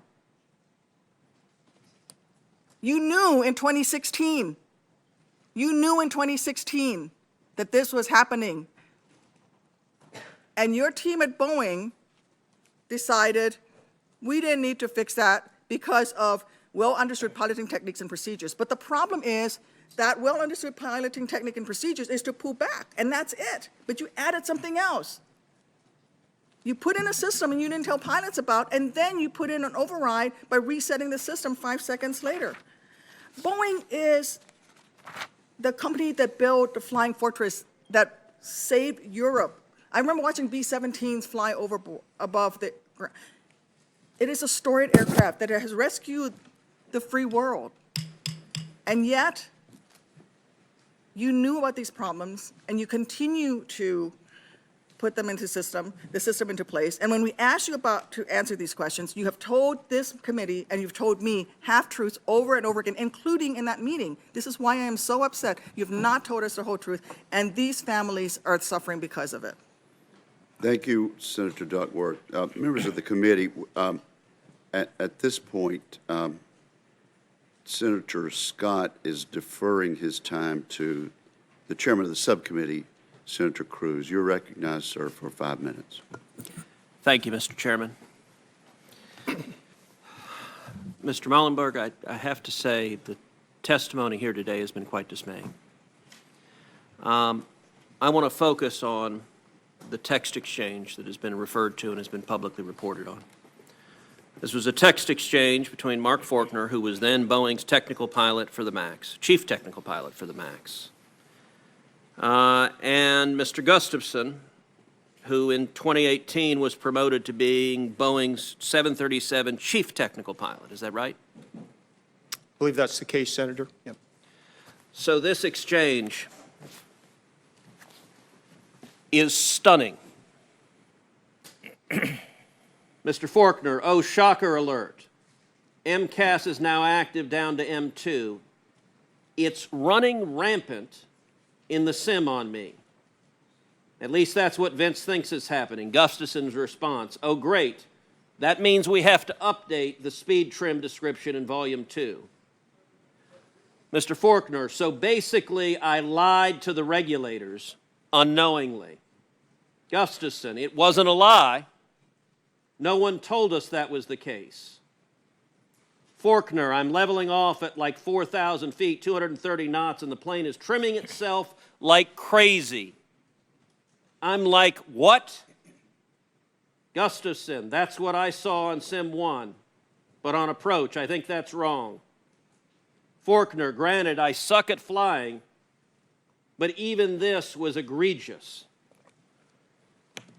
That exchange describes what happened in Lion Air and Ethiopian Air. The men and women who are gathered here with the photos of your loved ones, 346 people are dead because what these chief pilots described as egregious and crazy, that's their language. That's Boeing's internal language in this exchange. Now, what I find truly stunning, Boeing handed this exchange over to the Department of Justice in February. In March, I chaired a hearing of the Aviation Subcommittee on these two crashes.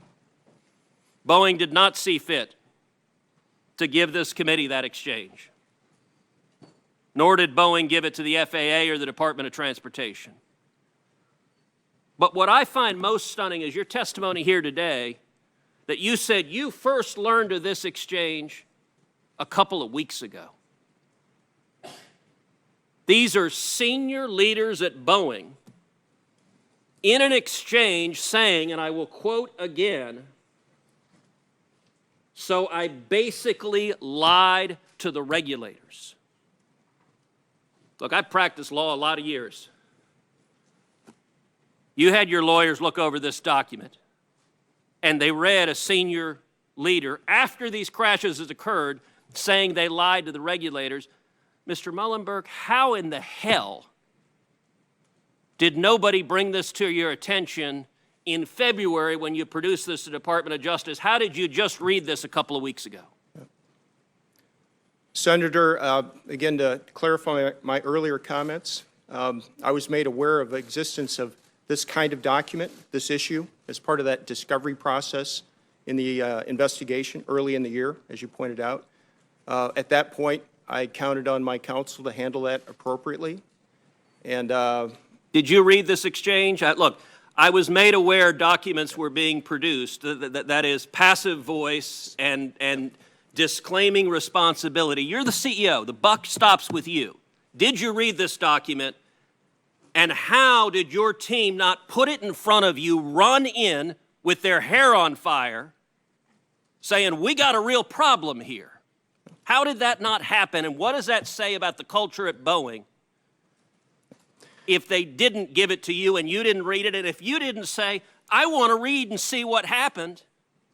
Your testimony here earlier today is, well, we're not sure what they were talking about because he's not at Boeing anymore. How did you not in February set out a 9-alarm fire to say, we need to figure out exactly what happened, not after all the hearings, not after the pressure, but because 346 people have died and we don't want another person to die? Senator, as you mentioned, I didn't see the details of this exchange until recently. And we're not quite sure what Mr. Forkner meant by that exchange. His lawyer has suggested he was talking about a simulator that was in development in that time period. That's where he was working. That could be the case. We don't know. I fully support diving deep into this and understanding what he said and what he meant. But I can also tell you that in that same time frame where his original message was made. Mr. Gustafson still works at Boeing. Correct? Senator, yes, he does. Have you had that conversation with him? Senator, my team has talked with Patrick as well. Have you had that conversation with him? Senator, I have not. Time has expired. Thank you, Senator Cruz.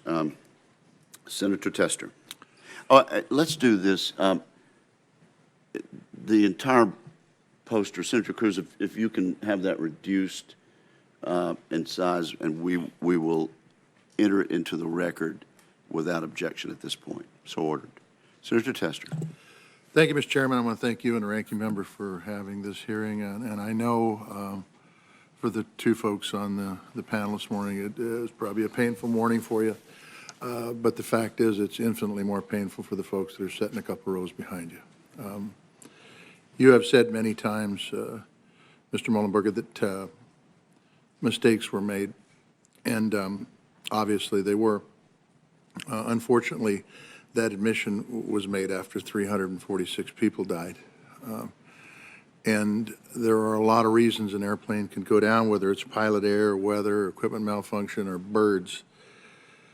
But safety should not be one of them. And in a previous question, you said you guys don't sell safety. And I'll be honest with you, I didn't listen to the whole thing, but you damn well better sell safety.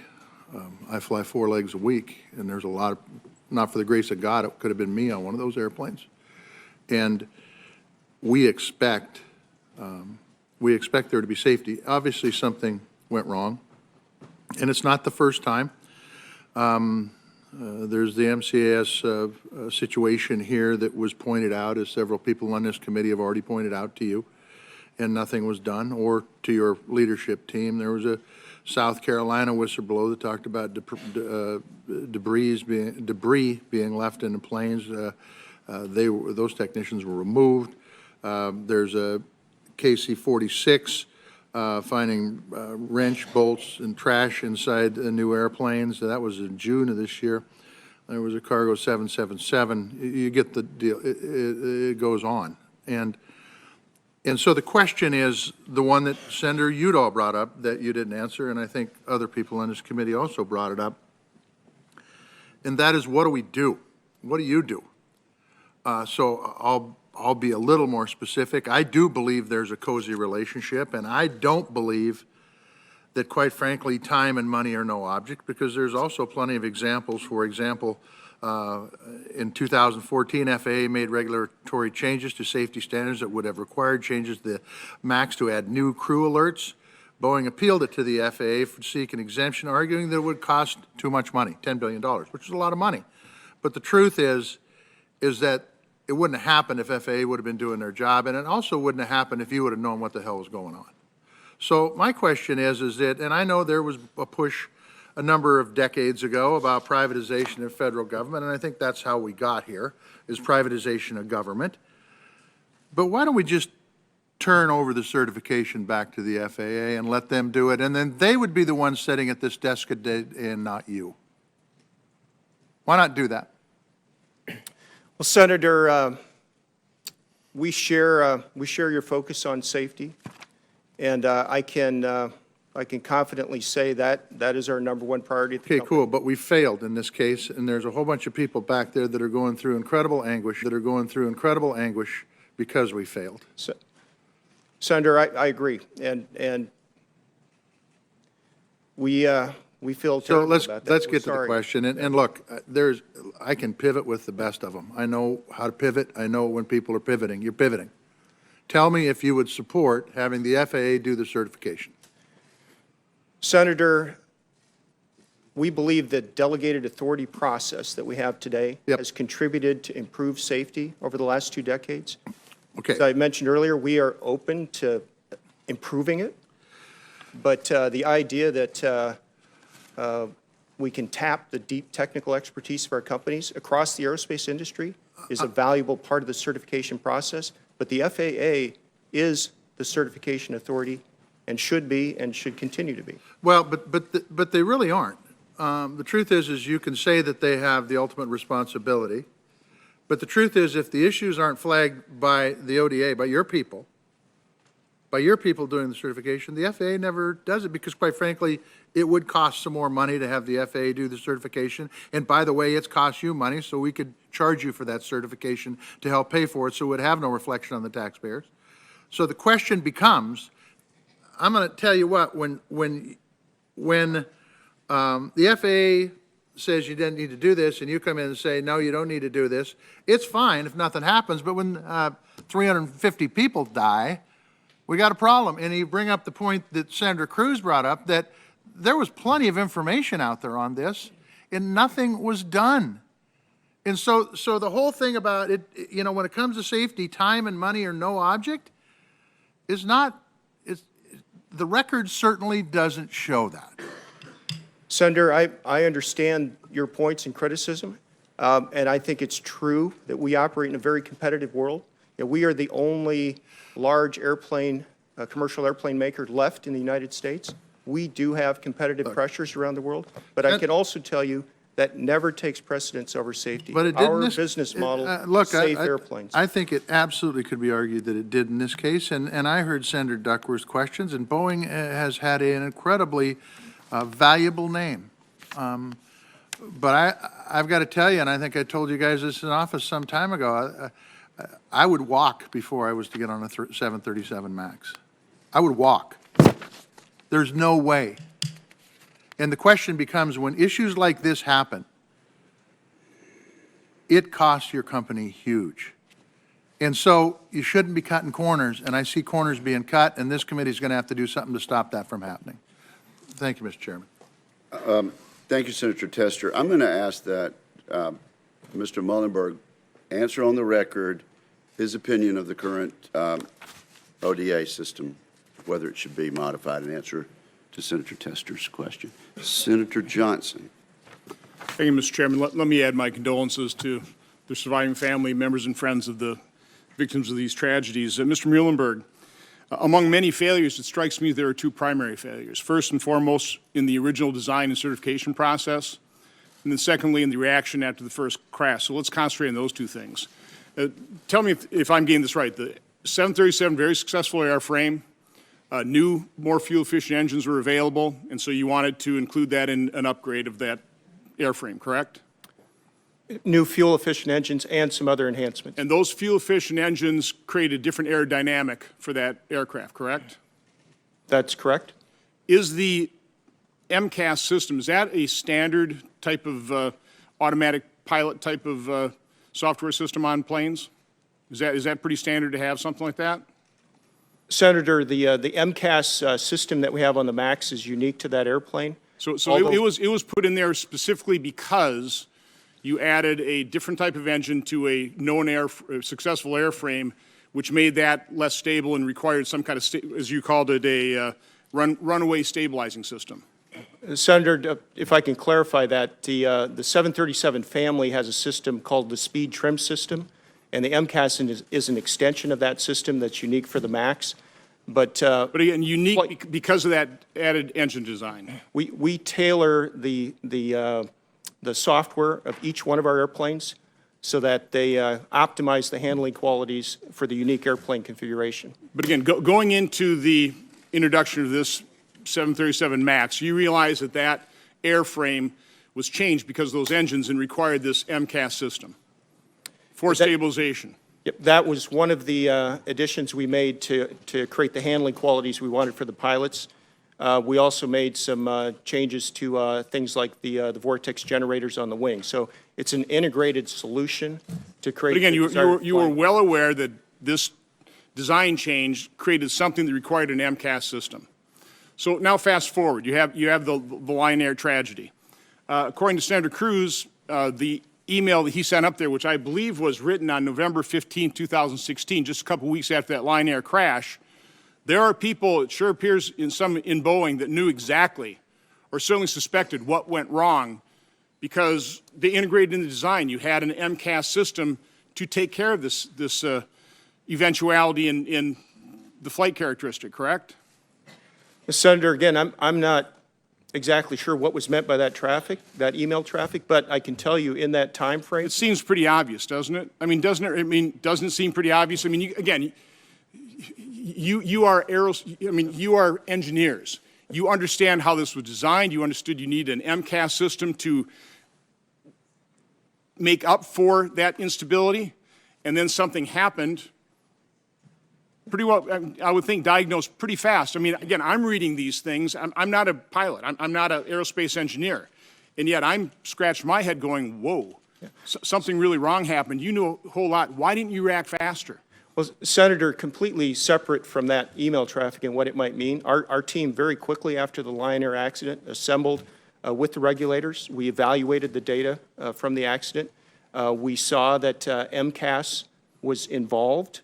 And so we began to take quick action immediately. It doesn't have to do with that email. That's not relevant to that discussion. Our team was immediately identifying that. Which is exactly my point. The fact that it took another tragedy to actually ground the airplane so you could actually have a true, a fix that worked is, I think, really what's on the table here. And the diagnosis is why didn't we react? Why didn't we ground that aircraft a lot sooner so that another tragedy wouldn't happen?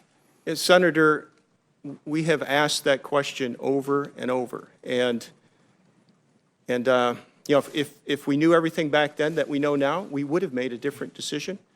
The decision that was made on that, at that point with the data we had, we quickly convened a safety review board. The FAA, coming out of that, confirmed the continuing airworthiness of the airplane and issued that officially. That was the safety case that was built. But Senator, as you point out, we've learned from the second accident, and if we could go back, we would have made a different decision. And we have learned. We are making those improvements to MCAS, and that's where our focus is going forward. Well, Boeing is an important company. It's important for our economy. I want to see you get this right, but you have to properly diagnose this. You have to accept responsibility for what happened so we actually can make those changes, both within Boeing, also within the FAA. Thank you, Mr. Chairman. Thank you, Senator Johnson. Senator Rosen. Thank you. And I want to thank all the families that are here today who have lost their most precious loved ones. Their deaths should not be in vain.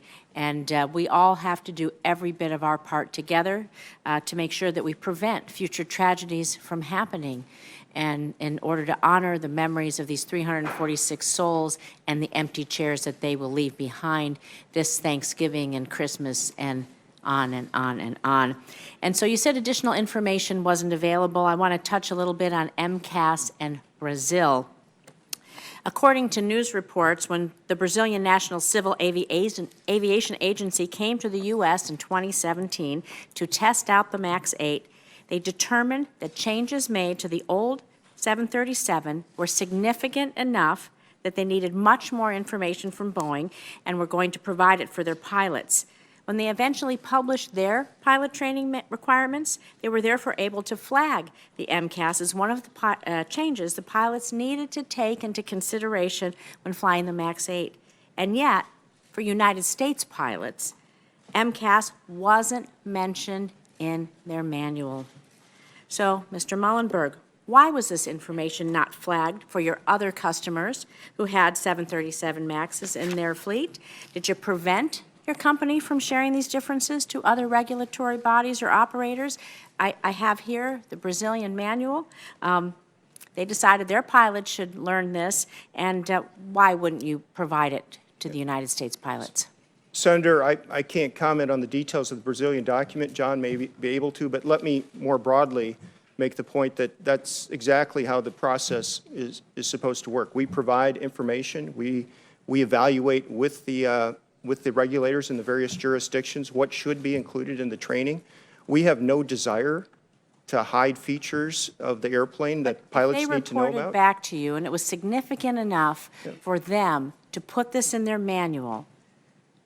Then why wouldn't you consider that it was a significant change? Yeah, and Senator, I understand your point, and that was a decision that was made in Brazil. Again, I'm not familiar with the details of that one, but the discussion. Let me just ask you this question then.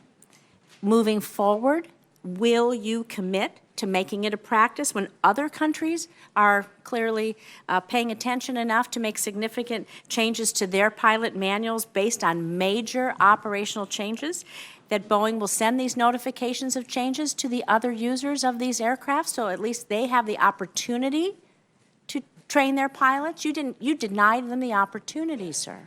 Senator, we are committed to sharing that information, and that's part of our international collaboration.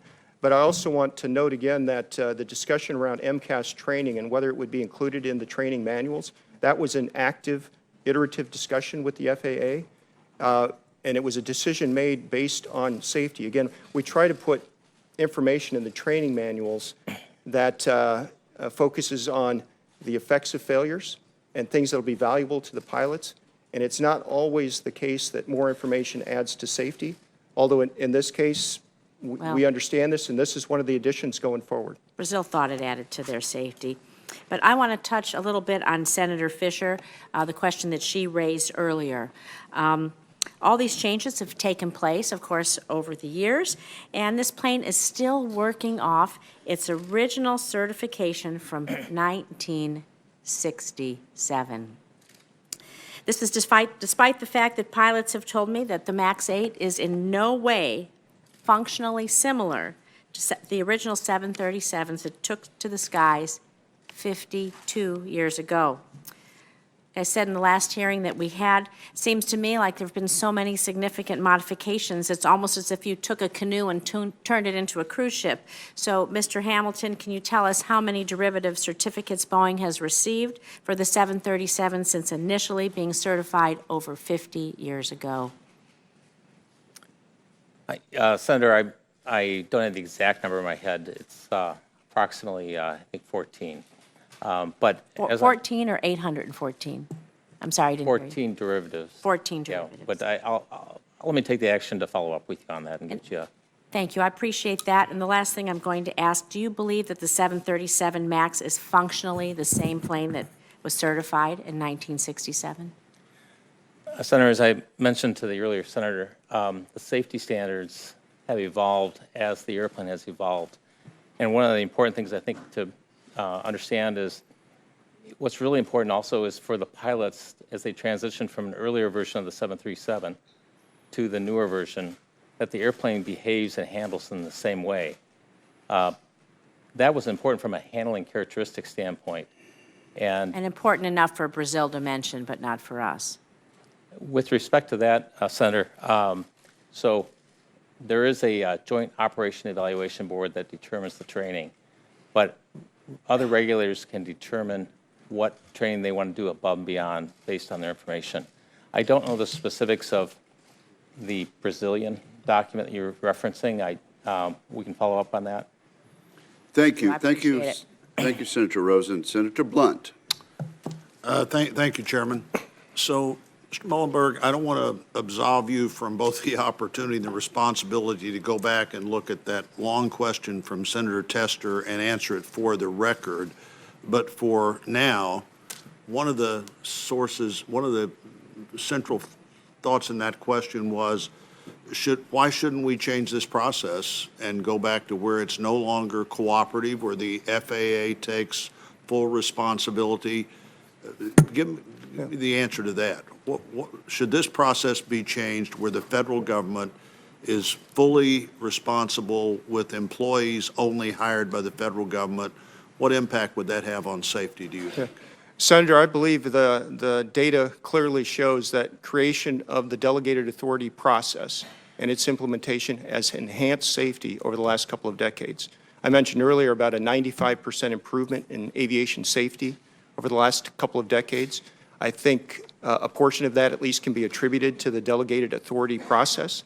That doesn't mean we shouldn't refine it, reform it over time, but the fundamental process of strong government oversight combined with deep industry technical knowledge in the right balance is a strong safety process.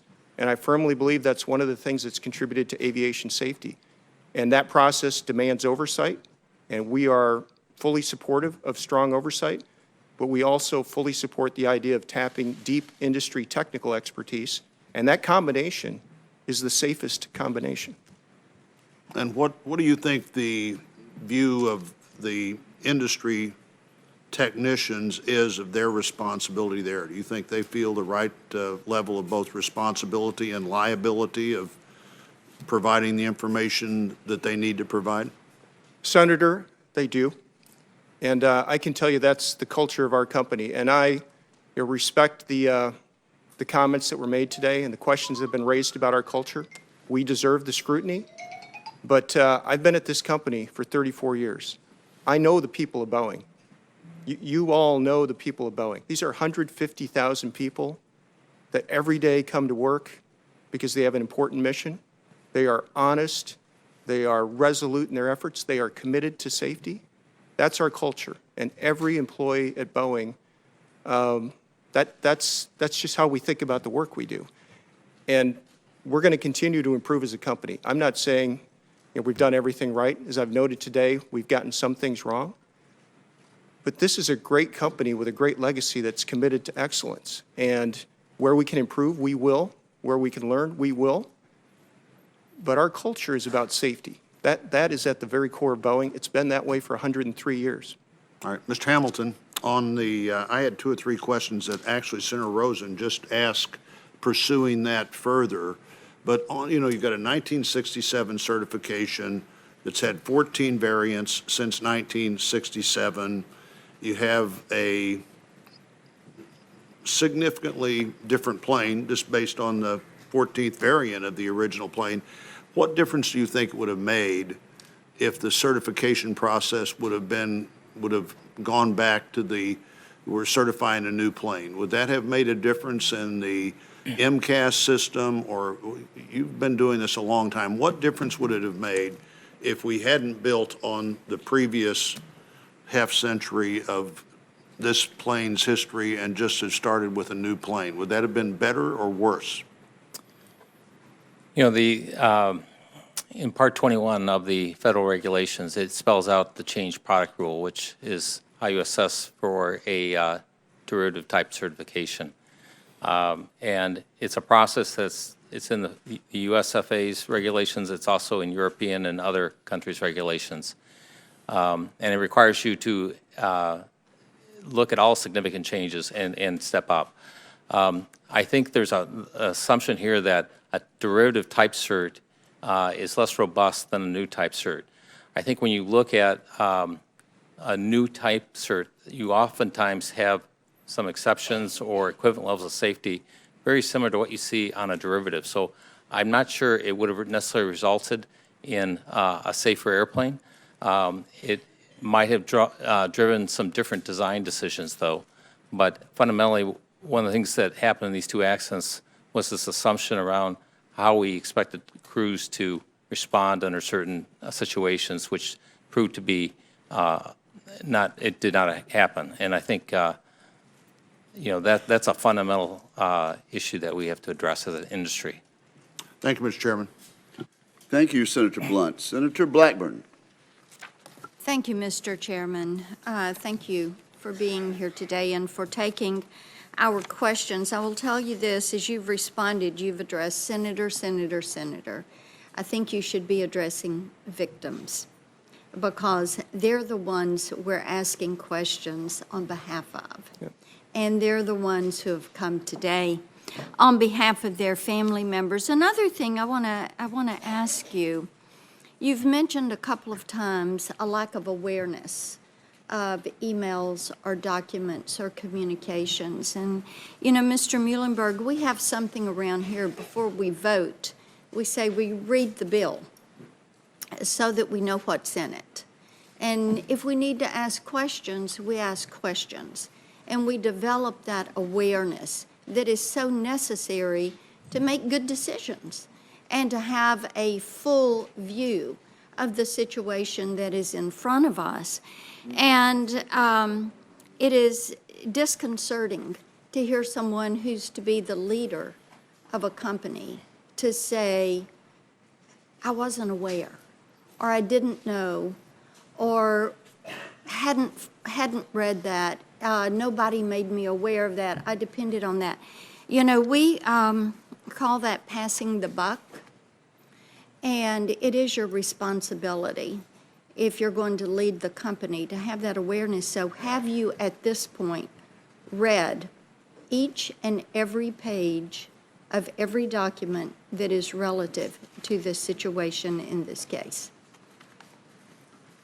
Senator, I can't say I've read every document, every page. I know we've provided more than 500,000 pages of documents as part of the production process over the last year. I accept your input and your criticism. I am accountable. Our company's accountable. Accountability starts with me. I appreciate that, but I think that it is unsettling to hear you say, I haven't read that. Let me move on. I do believe you're in the business of safety as a priority. And even though you say you don't sell safety, let's talk a little bit about the simulators, because you had pilots that were training in the simulators as well as training in flight, correct? You're referring during the MAX development, Yes. Senator? Yes. Yes. Okay, so the simulators that were being used for training, were they built by the same engineers with the same components, the same sensors, the same systems as the MAX system? Senator, we have a wide variety of simulators, some of which are what we call conformed simulators, which represent the actual hardware and software of the airplane. We have others that are engineering So it is conceivable simulators. that some of the pilots were not training on this specific simulator. And then you also, you know, Mr. Peters had started down a line of questioning with you about the pilots and the pilots that were trained, and you only had highly experienced pilots in simulators before flying the new MAX system, correct? Senator, I was referring to our Boeing test pilots. We also have pilots from a number of other organizations, regulators, and airlines Why would you that not participate. choose pilots with a variety of experience, a wide range of experience? Because there are pilots with a wide range of experience that are going to be in that cockpit, flying that plane in real time. Senator, I agree with your view on the necessity of having a variety of pilot experiences involved in the testing process. But again, our Boeing pilots are not the only testers in the process. Okay, well then let's take it this way. What changes are you going to make in the simulators and in the training that is going to bring to account for human factor? Yeah, Senator, we've made several changes and have more to come, but to start, the baseline training program for the MAX is roughly a 24-day training program, which includes heavy use of simulators, advanced simulators. We've also modified the computer-based training for the incremental training between the NG and the MAX. We've added visibility to the training materials for the MCAS system that we've talked about. That new training is all currently being evaluated and will be ultimately certified by the regulators to make it a baseline in the program. We're also investing R&D significantly in advanced simulation. Let me ask you this. I appreciate all of that and appreciate your answer. Prior to these occurrences, did you feel that your training was not sufficient? Senator, no, we implemented the training that was planned and certified for the airplane. Okay. Yield back. Thank you, Senator Blackburn. Senator Scott. Thank you, Mr. Chairman. First off, my heart goes out to all the families. I mean, I just can't imagine, you know, the impact on these families after these tragic accidents. Florida, I come from Florida, so air travel is pretty big deal for us. 126 million people traveled to Florida's tourists last year, and a lion's share of them came by aircraft. So the safety of everybody is really important. Mr. Muilenburg, the president and CEO of your commercial airlines was let go after this. So what's your process to hold people accountable to make sure, you know, this doesn't happen again? Yeah. Senator, first of all, my company and I are accountable. I believe that accountability starts with me.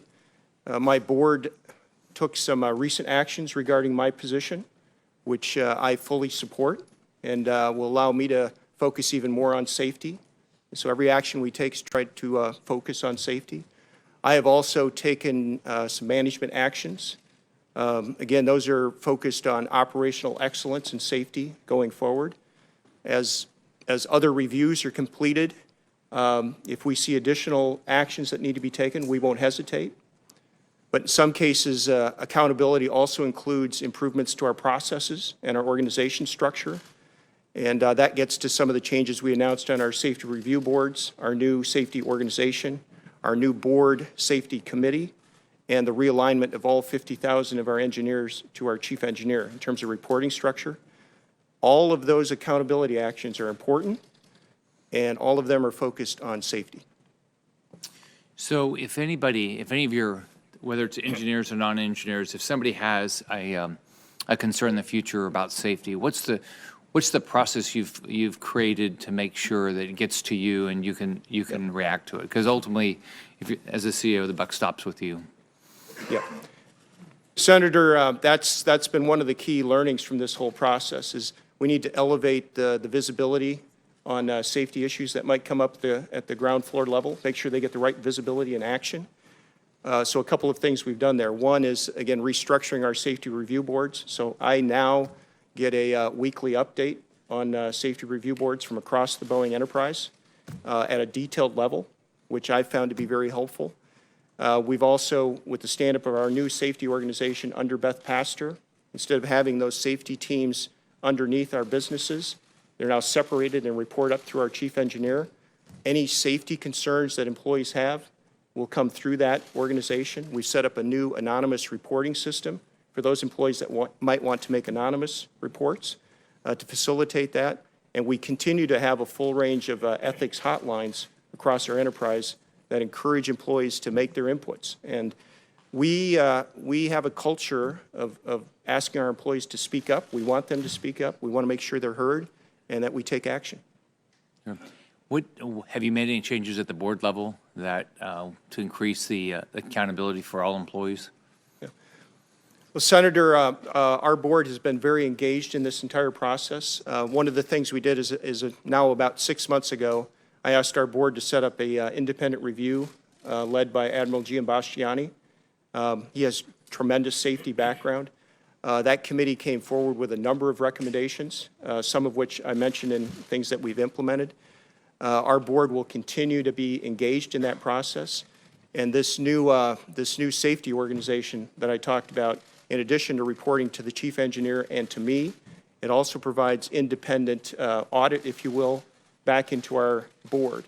And our board has set up a new aerospace safety committee that's now permanent, headed up by Admiral Giambastiani. As you might have seen on Friday, we added another board member, Admiral Richardson, who also has deep experience in safety. He will also be a member of that committee. And so our safety organization will have an independent reporting line to them as well, which I think is a good disciplined process.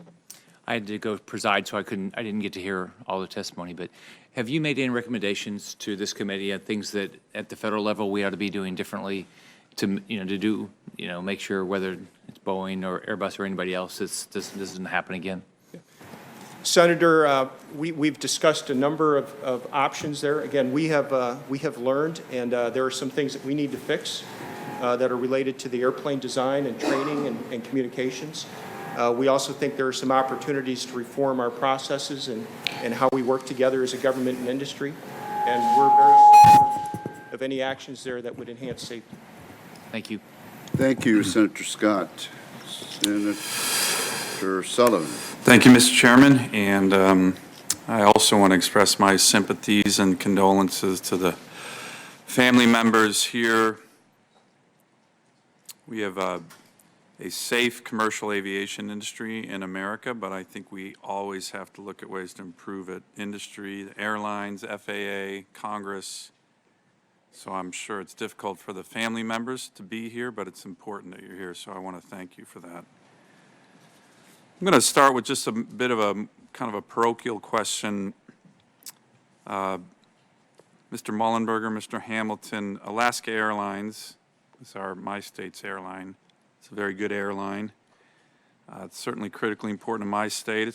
I know it is to the ranking member's state as well. They fly almost all 737 Boeings. We Alaskans travel a lot. I've had many constituents in the aftermath of these MAX crashes that have asked me, are the 737s that we are flying on all the time in Alaska to and from Seattle and other places safe? So can both of you assure my constituents that these 737s are safe, that are such an important component of the Alaska air travel? Yes, Senator, the 737NG fleet that Alaska operates is a safe fleet. It's a safe airplane.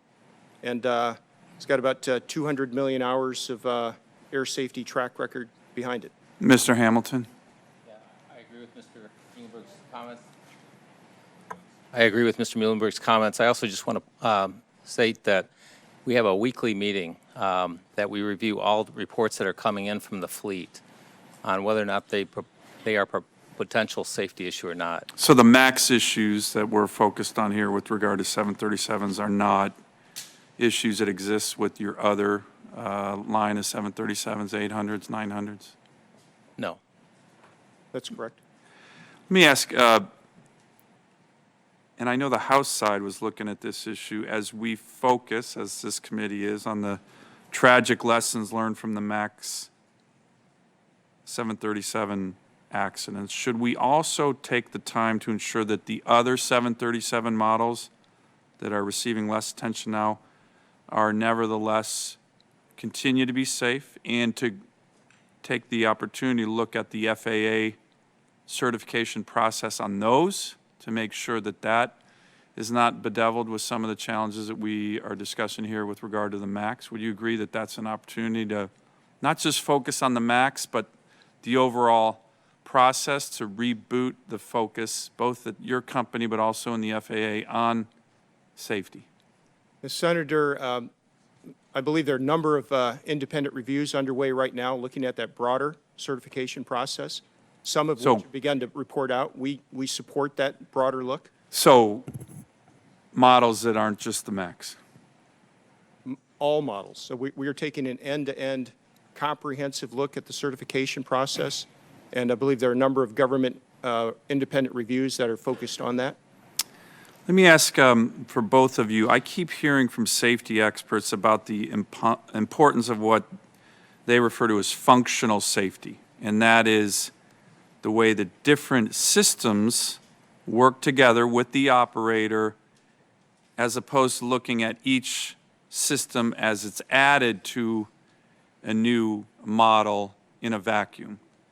And it seems to me that this issue of functional safety is a core issue as it relates to the MAX, given what has happened. Can you tell the committee about what your company's approach to this issue of functional safety is when adding new systems to an existing aircraft like the 737?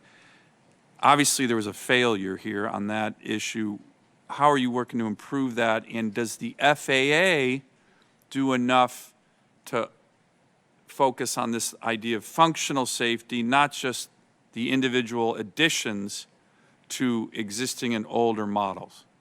I'll ask John to take that question. Yeah, so Senator, I think it starts with our requirements breakdown of what's our airplane level requirements, system level requirements, component level requirements, and then validating at the component level, the system level, and at the airplane level how any change met the requirements and interacted across at the system or airplane level. You also talked about regulatory requirements. Yes. There's something called... Does the FAA focus enough, you think, on functional safety? So there's been some rather recent changes in what we call development assurance that I think is continuing to mature. And again, this looks at the functional safety, and some of the things that you're really focused at is the breakdown of requirements and how different systems interact with that. So I think we, as Mr. Muilenburg pointed out, some of the recent industry committee reports have discussed this, and I think we'll support those recommendations and the FAA's actions going forward. Thank you. Thank you, Mr. Chairman. Thank you, Senator Sullivan, and thank you to the panel. We appreciate you being with us, and I'm sure we'll be questioning you further as we continue to get more reports. Our second panel of witnesses will be escorted in now. We thank you two gentlemen for being with us. The second panel, as I've said before, is Mr. Robert Sumwalt, Chairman of the National Transportation Safety Board, and the Honorable Christopher Hart. Mr. Hart is the team chair of the Joint Authorities Technical Review, which we use the shorthand of JATTR for, and I've referred that to that a number of times during this hearing. And Mr. Hart is a former chairman of the National Transportation Safety Board, and they've been waiting patiently during these 2.5 hours. So, gentlemen, we appreciate you being here. You have submitted testimony. We ask each of you to summarize your testimony in 5 minutes, and Mr. Sumwalt, we'll begin with you. You're recognized. Thank you, Mr. Chairman. Good afternoon, Chairman Wicker, Ranking Member Cantwell, and members of the committee. Thank you for the opportunity to testify before you today. This afternoon, I will address the NTSB's recent recommendation report regarding the 737 MAX certification processes. This recommendation report, issued last month, contained 7 recommendations to the FAA. Is your mic on, Mr. Sumwalt? Is your mic on? It's on, but I'll move closer. These recommendations are the result of the NTSB's involvement as an accredited representative to the Indonesian government's investigation into last year's Lion Air crash and to the Ethiopian government's investigation into this year's crash involving the Ethiopian Airlines Boeing 737 MAX. The NTSB participates in foreign investigations in accordance with ICAO Annex 13, which details the standards and recommended practices of international aviation accident investigations. Under Annex 13, the state of occurrence leads the investigation, and the U.S. has the right to participate in the investigation when it involves a U.S. manufactured or U.S. registered or designed aircraft, such as the 737 MAX 8. This is so that any design or manufacturing issues can promptly be addressed by the FAA and the manufacturer. As an accredited representative to these crash investigations, the NTSB initiated an in-depth examination of the U.S. design certification processes used to certify the MAX.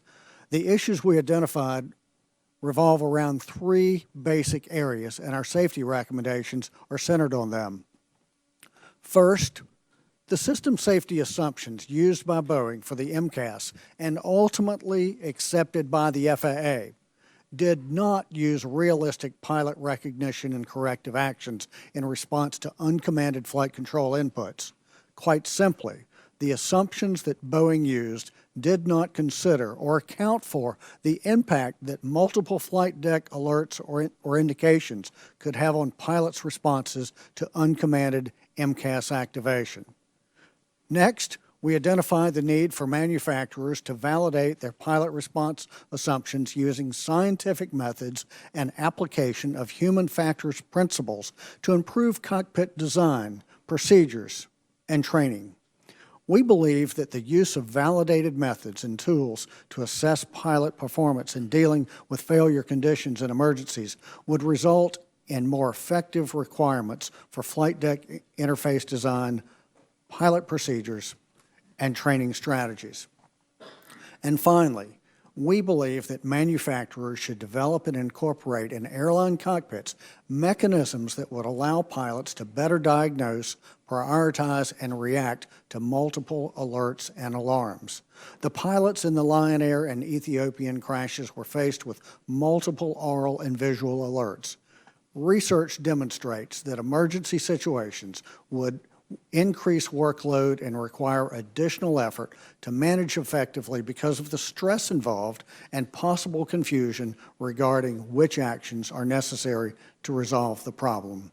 Each of our 7 recommendations are detailed in my written testimony. In closing, it should be noted that the NTSB investigators continue to examine the design certification process, and we may issue additional recommendations in this area if warranted.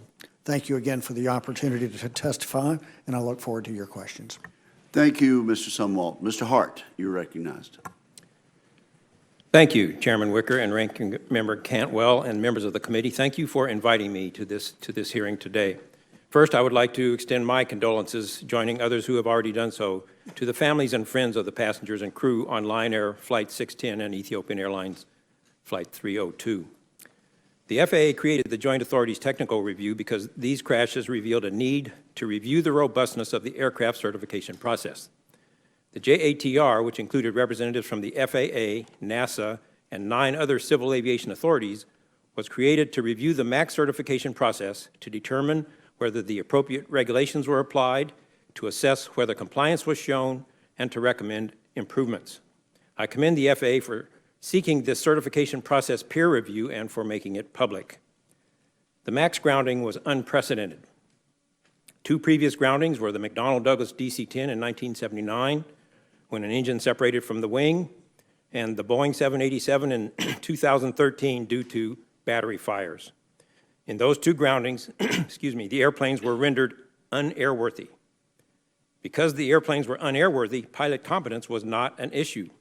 Because those groundings resulted solely from airplane problems, the country where the airplanes were manufactured made the grounding and ungrounding decisions.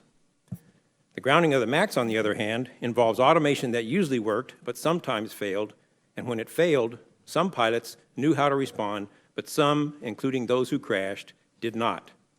Because the scenario was not just an airplane problem, but a problem of airplane system/pilot interaction, every country that licenses pilots must also be involved in the grounding and ungrounding decisions. As automation complexity increases, I anticipate that future problems are more likely to be of the airplane pilot type rather than airplane only. After 3 JATR meetings in Seattle in which Boeing and the FAA were very open and helpful, and extensive work between the meetings, the JATR gave the FAA a compilation of team members' recommendations in 12 areas, and we did that on October the 11th. Some of the recommendations derive from the need for the certification process to address how a single system failure may create issues in other systems. Other recommendations raise the issue of whether a process that has been based largely upon compliance should also address safety.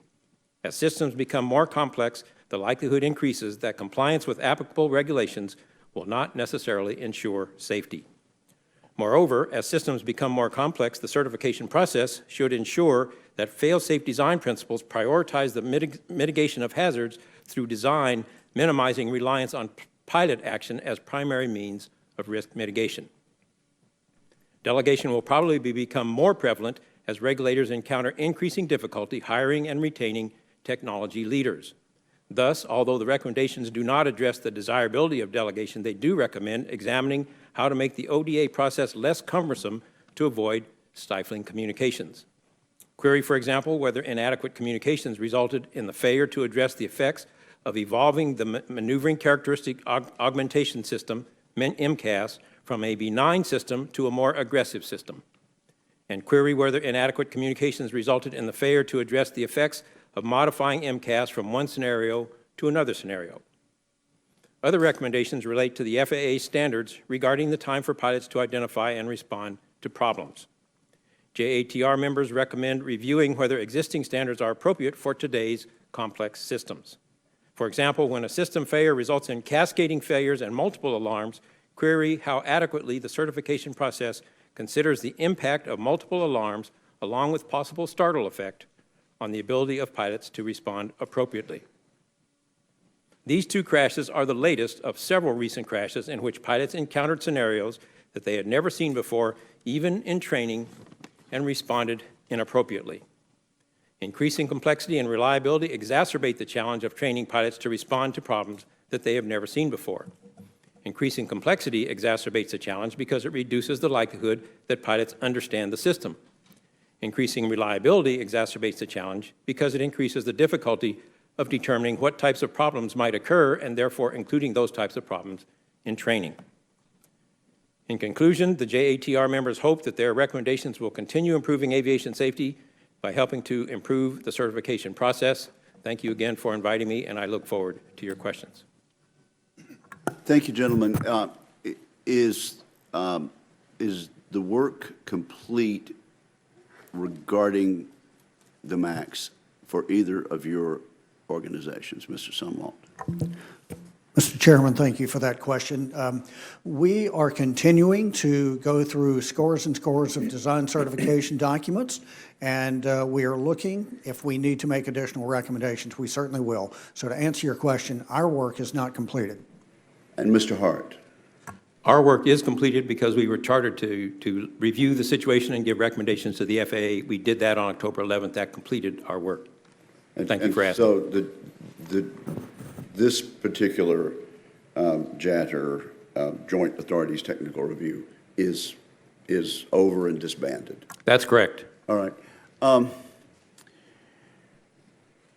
Let's talk about the time between the first crash and the second crash. It was evident, pretty clear after the first one, after the Lion crash, that the MCAS system was not working correctly. Is that true, Mr. Sumwalt? Yes, sir, that is correct. And Mr. Hart, this was there are many factors, but the dysfunction of the MCAS was central. That's correct. Okay. And at that point, what notice was sent out to other airlines and to the pilots to make it clear that was the main problem? Mr. Chairman, as you are aware, today is the one-year anniversary of Lion Air. So on October the 29th was the crash.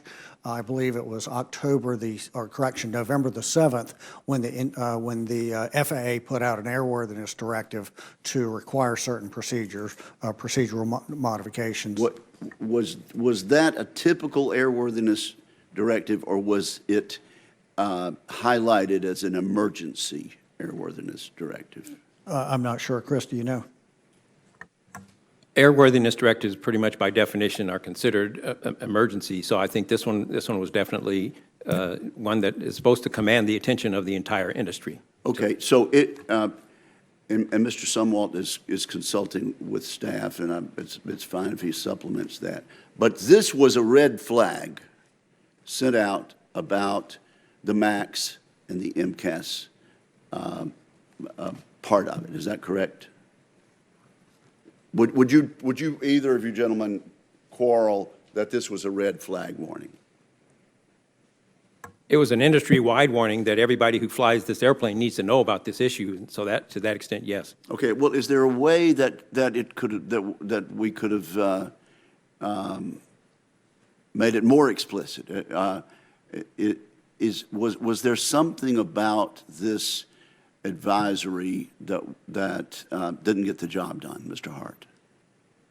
I'm sorry, but I can't speak for the FAA and their decision process on how to handle this. The decision process to have the airworthiness directives within days of the second crash was intentional to get the word out as quickly as possible. But I was not privy to the decision-making process. I'm talking about the way it would typically have been received internationally and around in the aviation industry.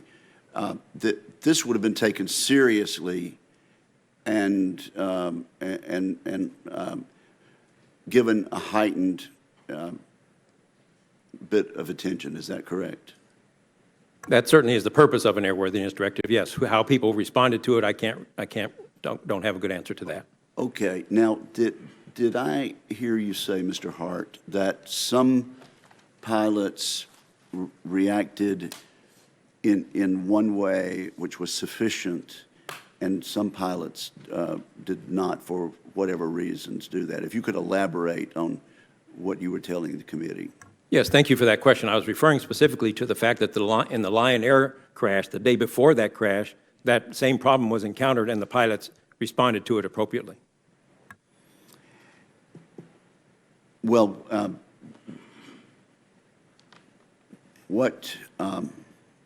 do you think there was a failure at Lion Air to notify the other crews that a problem had occurred it was resolved in this fashion, and we need to be mindful of that. Do you know if that was communicated between the flight that did land safely and the one the next day? Unfortunately, I do, thank you for the question. Unfortunately, I do not know the details of who told what to whom, whether it was the mechanics, the other pilots. I don't know the details of how that information about what happened the day before was transmitted to the subsequent pilots and the subsequent mechanics. Mr. Sumwalt, do you want to clarify anything that you've said based on some advice that you've been getting? Well, in fact, it was an emergency airworthiness directive that was issued by the FAA, as Mr. Hart has indicated. So that is a term of art, an emergency airworthiness directive. That's correct, and that means that it does not allow for public comment. Oftentimes, for a normal airworthiness directive, the FAA has to put it out for public comment unless it's an emergency airworthiness directive. Is it fair for me to characterize that as a red flag? Well, as Chris Hart indicated, it does indicate that there was something that needed immediate awareness within the aviation community. Senator Cantwell. Thank you, Mr. Chairman, and I thank the second panel for being here. I wish there was many people listening to this panel as the first, because this is the hard work that we have to do in getting this right and moving forward. And I so much appreciate, Mr. Sumwalt, the NTSB's recommendations, and Mr. Hart, your committee's recommendations. My colleagues and I, Senator Duckworth, Senator Blumenthal, have already introduced legislation on the NTSB and other recommendations last week, and hope that we will be able to move forward on those. You heard the discussion.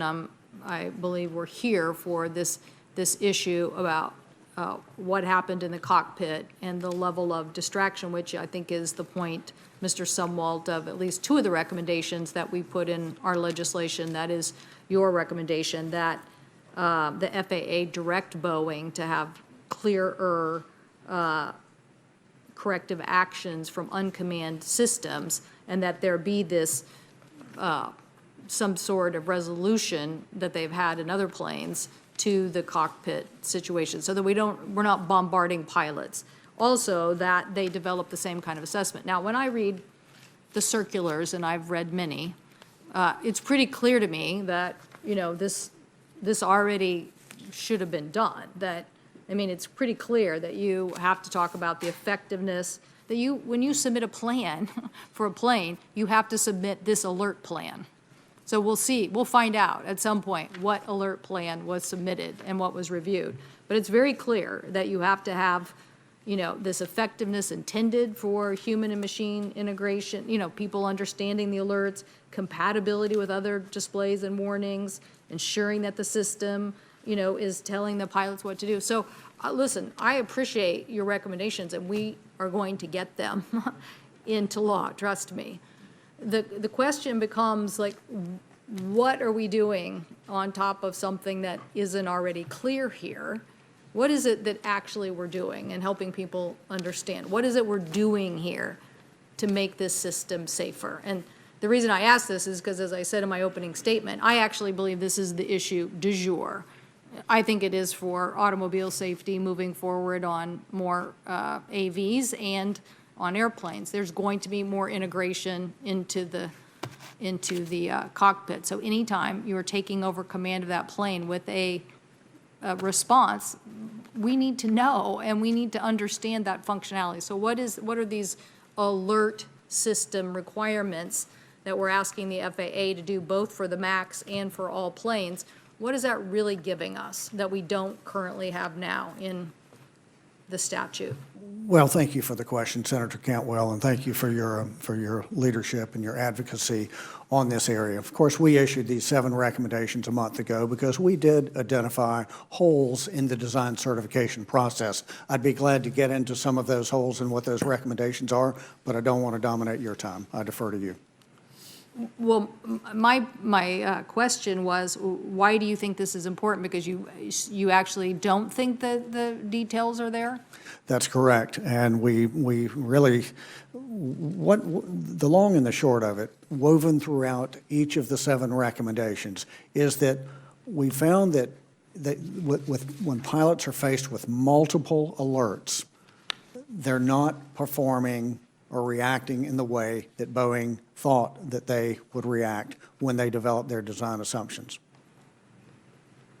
And what about safety management systems for aerospace manufacturers? What about that recommendation? The NTSB has found the benefits of safety management systems in many modes of transportation, including aviation. We don't have specifically a recommendation for an SMS for the manufacturers. However, we do believe that when you're properly analyzing and assessing your risk, that is improving safety. So I think personally, I think that would be a good idea for manufacturers to have a safety management system in place. And what does that mean to most people who are trying to listen to this conversation post the one we just had? What does that actually mean that happens?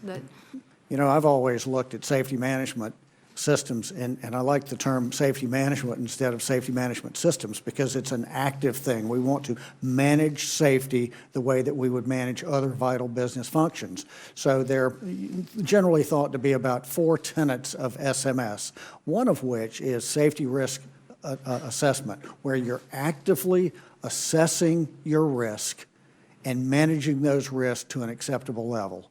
And so that's a key component right there of a safety management system. Well, this issue of risk management is critical, and that's what I believe, is that you have to say what are the highest risks so you can focus on them. It was clear no one thought this change of a new system that took outside information, controlled a plane, gave it different commands with different alerts that do different things. It wasn't tested. So we have to implement this. The FAA was given this I don't know if it was a directive or nudge before, but then they pulled back on a rulemaking in 2014 on this system management. But you believe ICAO, others are recommending this is what we should go forward with because it creates this robust discussion constantly. Is that the right way to describe it? As a safety practitioner, I agree with that. And I do want to say again, the NTSB has not really gone on the record to have a recommendation for that. But from a safety practitioner's perspective, again, when you're managing your risk, you're managing safety. Thank you.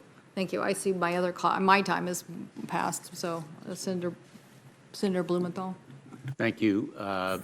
Thank you, Senator Cantwell, and I want to express my appreciation to Senator Cantwell and Senator Duckworth for the legislation that we're working on together and additional legislation that we hope will be based on your reports and others. You know, I had a lot of questions for our previous witness, which unfortunately I didn't have time to ask. One of them would have been, why did he call the President of the United States, in effect circumventing the FAA if they were really going to respect safety? Are either of you aware of the call or calls that were made by Mr. Muilenburg to the President of the United States seeking to prevent grounding of these airplanes in the immediate aftermath of the second crash? Senator Blumenthal, I'm certainly not aware of that. I sat in this hearing in March when you asked Mr. Elwell the same questions. I'm not aware of that. We were not involved in the decision to ground the aircraft in any form or fashion. Mr. Hart? It was not within the purview of the JATR either. We were looking at the certification process to decide how to make it better. The fact of the matter is that the United States of America was among the last nations to ground those airplanes, correct? That's certainly my understanding, us in Canada. And normally, the United States of America would be at the forefront of safety, correct? Mr. Hart? Good question, Senator. Just for your awareness, I am on record through an op-ed in USA Today to congratulate the FAA for waiting until they had enough data to see, was this a one-off event? Because if it was a one-off event, they're going to be grounding airplanes after every crash, or was it more than a one-off? In other words, did these share? In retrospect, was it a good decision to ground that airplane? After they had enough data to see the similarity of the two, yes. But the United States was the last to have enough data, for whatever the reason. Just saying, right? Well, everybody had the same data at about the same time. I just think the FAA has a reputation for waiting until the data to react to it. Let me ask you, your report found that, quote, key aspects of the MCAS function, such as intended function description, its interfaces and architecture, were not directly visible to the FAA in a straightforward manner through the certification deliverable documents. I'm trying to put that in simple English that you would use in a USA Today article. They didn't do full fair disclosure to the FAA, correct? In simple language, the process, the SUE process was complicated enough and challenging enough and bureaucratic enough that the communication was stifled, and so the communication didn't get where it needed to be when it needed to be there. Okay. I think that answers my question. And that was something we should correct, correct?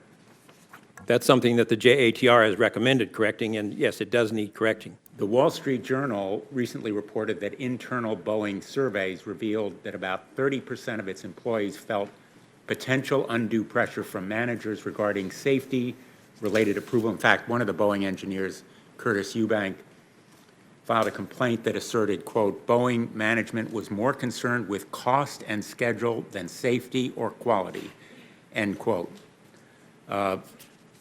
Did your investigative work indicate that kind of undue pressure from Boeing on its employees to move the safety process at the expense of, move the certification process at the expense of safety? Thank you for your question. Our investigation, our review found enough concern about undue influence that we recommended that it be reviewed carefully for the next time, the next certification process. You indicated, I think, in your testimony that you thought delegation would continue, which seems contrary to what we have found here so far. A lot of the thrust of the questioning has been to reverse delegation. So I hope that maybe we can have your further thoughts on that issue. Let me just ask one more question of Mr. Sumwalt. On Sunday, just this past Sunday, the New York Times reported on Boeing efforts to undercut regulatory oversight early and often. The story of Boeing sabotaging rigorous safety scrutiny is chilling to all of us, and more reason to keep the 737 MAX grounded until certification is really and truly independent and the system is reformed. What are your views on the amount of delegation authority from the FAA to Boeing? Shouldn't we reverse the delegation that exists right now? Senator Blumenthal, thank you for that question. The NTSB's role in all of this is to serve as an accredited representative to each of the respective accident investigations. As such, we looked at the design certification processes of the 737 MAX, and we issued these 7 recommendations. We have not looked at the ODA process. That is not something that we have done. Why? Well, because there are approximately 79 organizations that have ODA approval. We've got about 2 people that have the expertise to dwell into the design certification issues. We've devoted those energies to come up with these 7 recommendations that we issued 1 month ago. That is an enormous task. I'm under the impression that the U.S. DOTIG is doing a study of this issue. As are numerous other entities. Thank you, Senator Duckworth. Thank you, Mr. Chairman. Chairman Sumwalt, welcome. At the March 2019 hearing held by this committee's Aviation Subcommittee, Chairman Wicker asked you a simple question concerning Lion Air Flight 610, and I quote, "What should the pilots have done?" And you responded as follows, and I quote, "Well, I flew the 737 for 10 years, and I do believe that there is a procedure, at least for the Flintstone version of the 737 that I flew, a very old 737, but I do believe that the very first thing you would do is oppose that motion by pulling the yoke back, and that would engage the state brake or the stabilator cutout function. And to me, this answer makes sense. The most reliable initial human response to an uncommanded nose-down dive is to pull back on the yoke. Would you concur with this view?" Yes, I do. I've actually looked at the procedure, and it says to grasp and to hold it firmly But as you know, as an experienced pilot, your natural reaction would, in fact, if it's going in a direction you don't intend it to, you would tend to oppose it, which should, in the older models of the Boeing aircraft that I flew, the 727 and 737, that would engage the stabilizer brake and stop the stab from running. But as you pointed out in your earlier round, it will not do that when MCAS is active on the 737 MAX. Right. So that's what I would like to add to your response, is the critical importance of the column cutout function, whether after or forward, is that it's not just limited to the very old 737, but in fact, according to a former Boeing engineer who was responsible for the control law development in the 757, 767, and the 747-400, in every Boeing airplane until the 737 MAX, uncommanded stabilizer runaway is stopped by column motion only. You don't have to do another step. Once you poop back and you've overridden it, that's it. There's nothing that resets and then pushes the nose back down 5 seconds later. There's nothing else you have to do. That is it in every other model of Boeing aircraft, of the 737s. But for the MAX, with the MCAS malfunction, the pilot has to also apply the manual electric trim within the same 3-second window. Otherwise, the MCAS, which the pilots did not know was installed in the aircraft, could reset and put the nose back down. So now you're telling pilots, okay, natural reaction, you've put back, you've overrode it, you think that's it. But now you have to troubleshoot for a system that you don't know exists that is now overriding your pilot's command input in pulling back the yoke. Mr. Sumwalt, are you aware of Boeing notifying commercial 737 pilots before the Lion Air crash that when MCAS activates during manual flight, it disables the aft column cutout safety function? That is, it overrides that safety function? Senator Duckworth, I'm under the impression that, just as you said, that prior to these two tragic crashes, that information was not widely known within the piloting community. Thank you. Mr. Sumwalt, the MCAS malfunction hazard should have been elevated to a hazardous rating, in my opinion, because the aft column cutout was removed and worsened by tripling the stab trim rate, which made severe mistrim likely, especially with a persistent malfunction. Had Boeing done this, instead of rating it as a major hazard, we would not be where we are today. Would you agree with that? It changes how they report to the FAA, am I correct? Yes, that hazard category of major, as I understand it, only required there to be one angle of attack sensor. If it was at a higher hazard category, it would have required the input from 2. Thank you. Mr. Chairman, I would like to enter Peter Lemmy's essay, Flawed Assumptions Pave a Path to Disaster, into the hearing record. Without objection. Thank you. Mr. Sumwalt, can you talk about the accident chain, the concept of these decisions that pile up and leads to those Lion Air pilots, for example, fighting to save that aircraft? And how these decisions add up?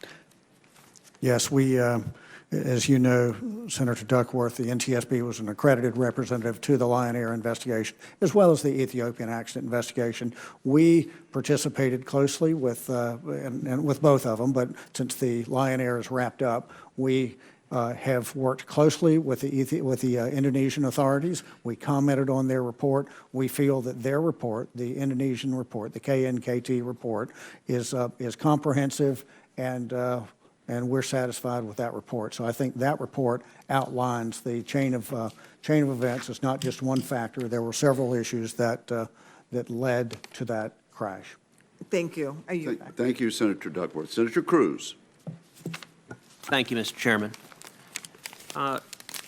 Chairman Sumwalt, the NTSB report that you mentioned in your testimony stated that the NTSB is, quote, concerned that the accident pilot responses to the unintended MCAS operation were not consistent with the underlying assumptions about pilot recognition and response that Boeing used based on FAA guidance for flight control system functional hazard assessments, including for MCAS as part of the 737 MAX design.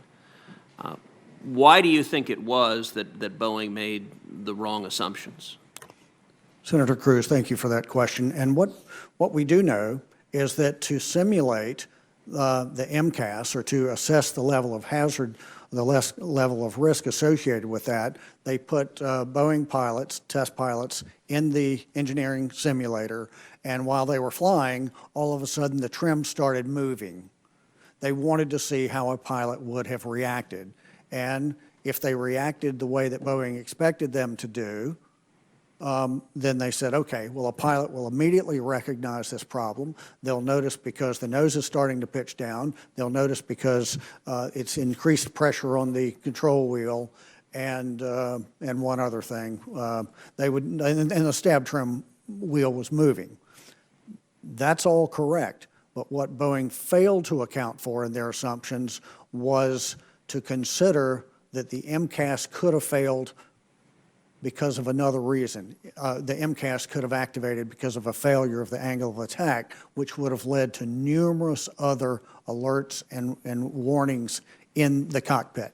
So with a failed angle of attack, they would have had a low airspeed indication on their primary flight display. They would have gotten a stick shaker or a stall warning, which is rattling the stick and making a lot of noise. They would have gotten an aural warning that says airspeed low, airspeed low. They would have had various lights in the cockpit. So in the long and the short of it is that Boeing only evaluated pilots' performance with the stab trim itself moving. They did not simulate or replicate how multiple failures could affect a pilot's performance.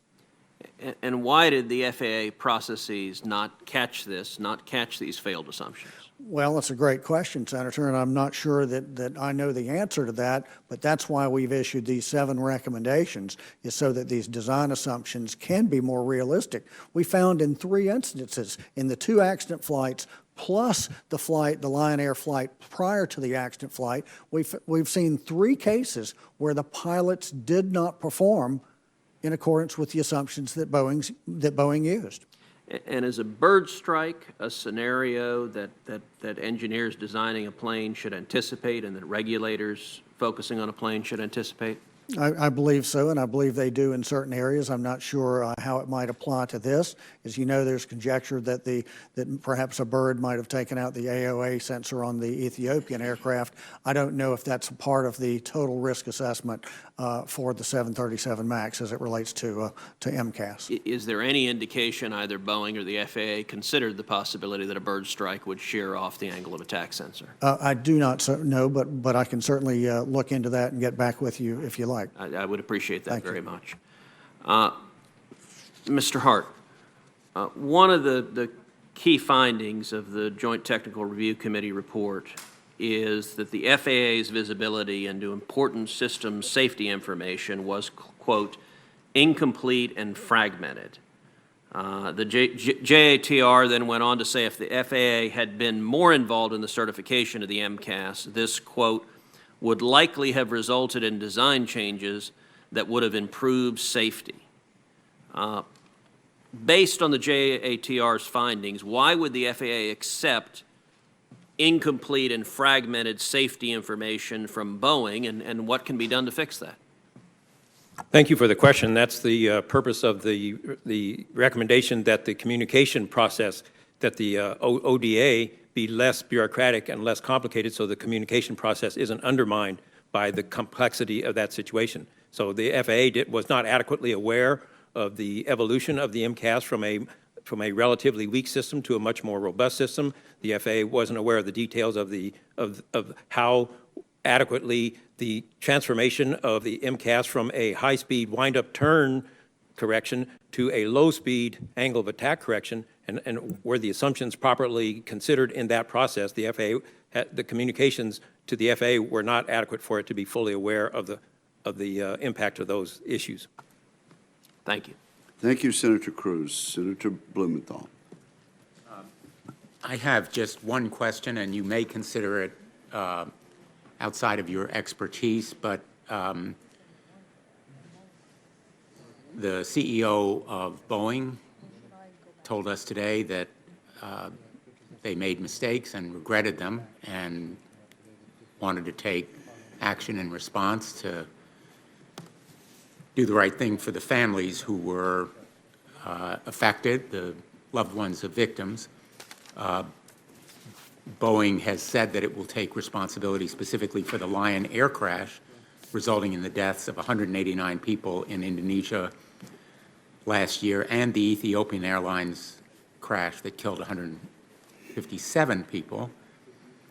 But it has filed court documents for the Lions Air crash indicating that it will move to change the venue of the case to Indonesia, where the plane was maintained, if settlement talks fail.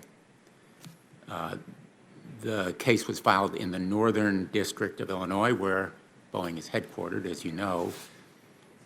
Resolving these claims in Indonesia seems a lot less likely to provide justice to those families.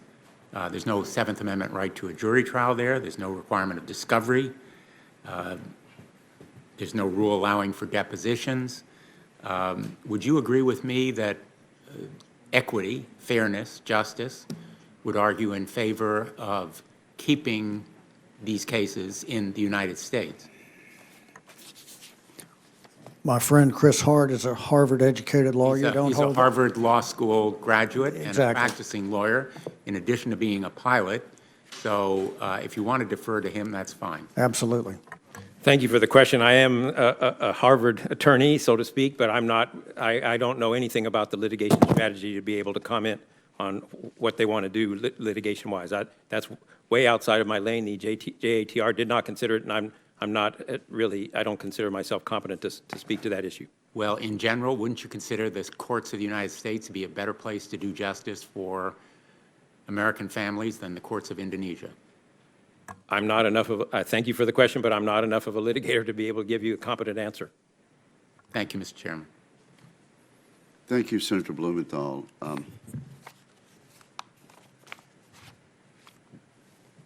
We're going to close this hearing now. Can I ask one more thing? just Sure, quickly, Senator Cantwell. Thank you, Mr. Chairman, for a second round. I just wanted to clarify, Mr. Hart, I think I heard earlier from the testimony from the company that they actually do think that the FAA knew about the level of trim. I think this is going to be a big issue. I think we're going to hear a lot more about this, but you would hope that a plan at the very beginning of certification would include that data, then they would make decisions. But I am concerned that the level of automation and technology in human response, I want to see the best engineers. I think it's, when the automobile industry and Toyota went through this, we didn't know what happened. We basically called NASA and said, would you look at this code and figure out what happened?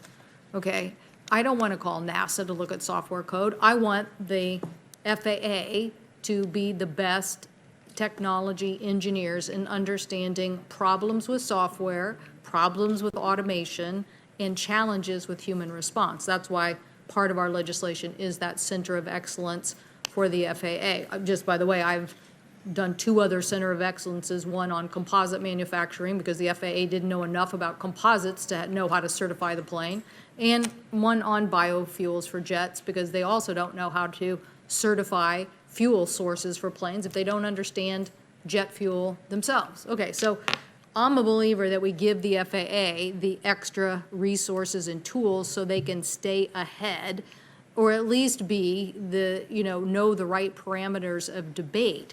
But isn't the right parameter of debate have to focus on this human technology interface today? Isn't that where we are? Because we saw those 10 years of making us safer, and yet this level of integration has also told us that 5 of the last accidents were all around this. And I think, for me and many Americans are waking up wondering what is a pitot tube and a AOA sensor on the outside of the plane giving commands and responses to inside the cockpit without the pilots understanding. So I just feel that the FAA, and we've had this discussion with Captain Sullenberger, needs to understand human response to these automation systems. What do you say about that recommendation of a center of excellence, Mr. Hart or Mr. Sumwalt?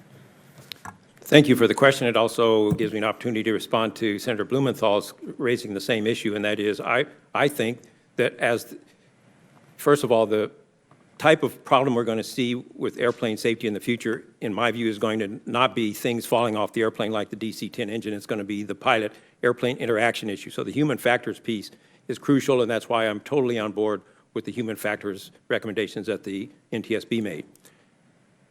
There are two problems. One is the reference was to multiple things going wrong at the same time. I would add to that, it's not just multiple things going wrong, it's also never having seen it before, even in training. That's really the challenge, is when they are seeing this for the first time in real time of the series of accidents where this has happened and it's been unsuccessful. The one exception to that was Sully, when he had a situation that he had never seen before, even in training, and he handled it masterfully. Well, and that, listen, I think I've consulted him a lot about this, but that is why he came to us after the Colgan Air and said, do not change the regulations on the co-pilot for regional aircraft, because you don't have enough time. You don't have enough time to talk. So I think if you're going to develop a system for certification and give it to the FAA, I think the FAA has to know the parameters of human response and what pilots are capable of. We just need a lot more data. If this is the route we're going to keep going on innovation, then we just need to know a lot more about what is that factor. I think even, I don't want to speak for him, but I think his perception is that that's where you have to start, because you don't have any way to judge a system if you don't really understand what the human limitation is. And that goes to my point that the leading technologists in these rapidly advancing and innovative technologies, the leading technologists are not going to be with the regulator. That's why this is not an FAA problem. This is an international certification problem, because the regulators are not able to hire and retain the leading technologists in these rapidly advancing technologies. They're going to be with the companies. That's why I say delegation. But I want the FAA to have enough data, information, and understanding to ask the right questions, because if they're not asking the right questions because they don't understand the technological impact, we're going to have a problem. Okay, so we have to make sure they understand the R&D and at least the parameters, whether that is composites, biofuels, or cockpit automation. And that's precisely why adequate information is so crucial. Yes. Straight to your point. Thank you for making that point. Thank you, Mr. Chairman. Senator Blumenthal. Just one quick question. If the FAA were able to pay enough to offer career opportunities,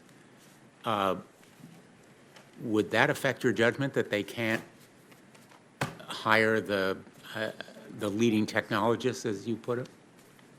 I can't speak to the totality of the circumstances why the regulators don't have those people, but that's probably part of it, yes. Well, I'm just really discouraged and frankly somewhat skeptical about your view that the FAA should be sort of doomed to failure and has to outsource safety.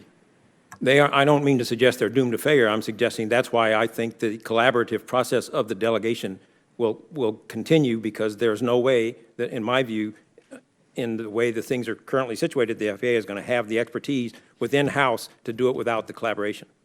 Well, putting aside the word collaboration, I hope we can prove you wrong by, in fact, incentivizing, both financially and otherwise, people with those skills to go to work for the FAA, because that's where the disinterested and independent safety function belongs.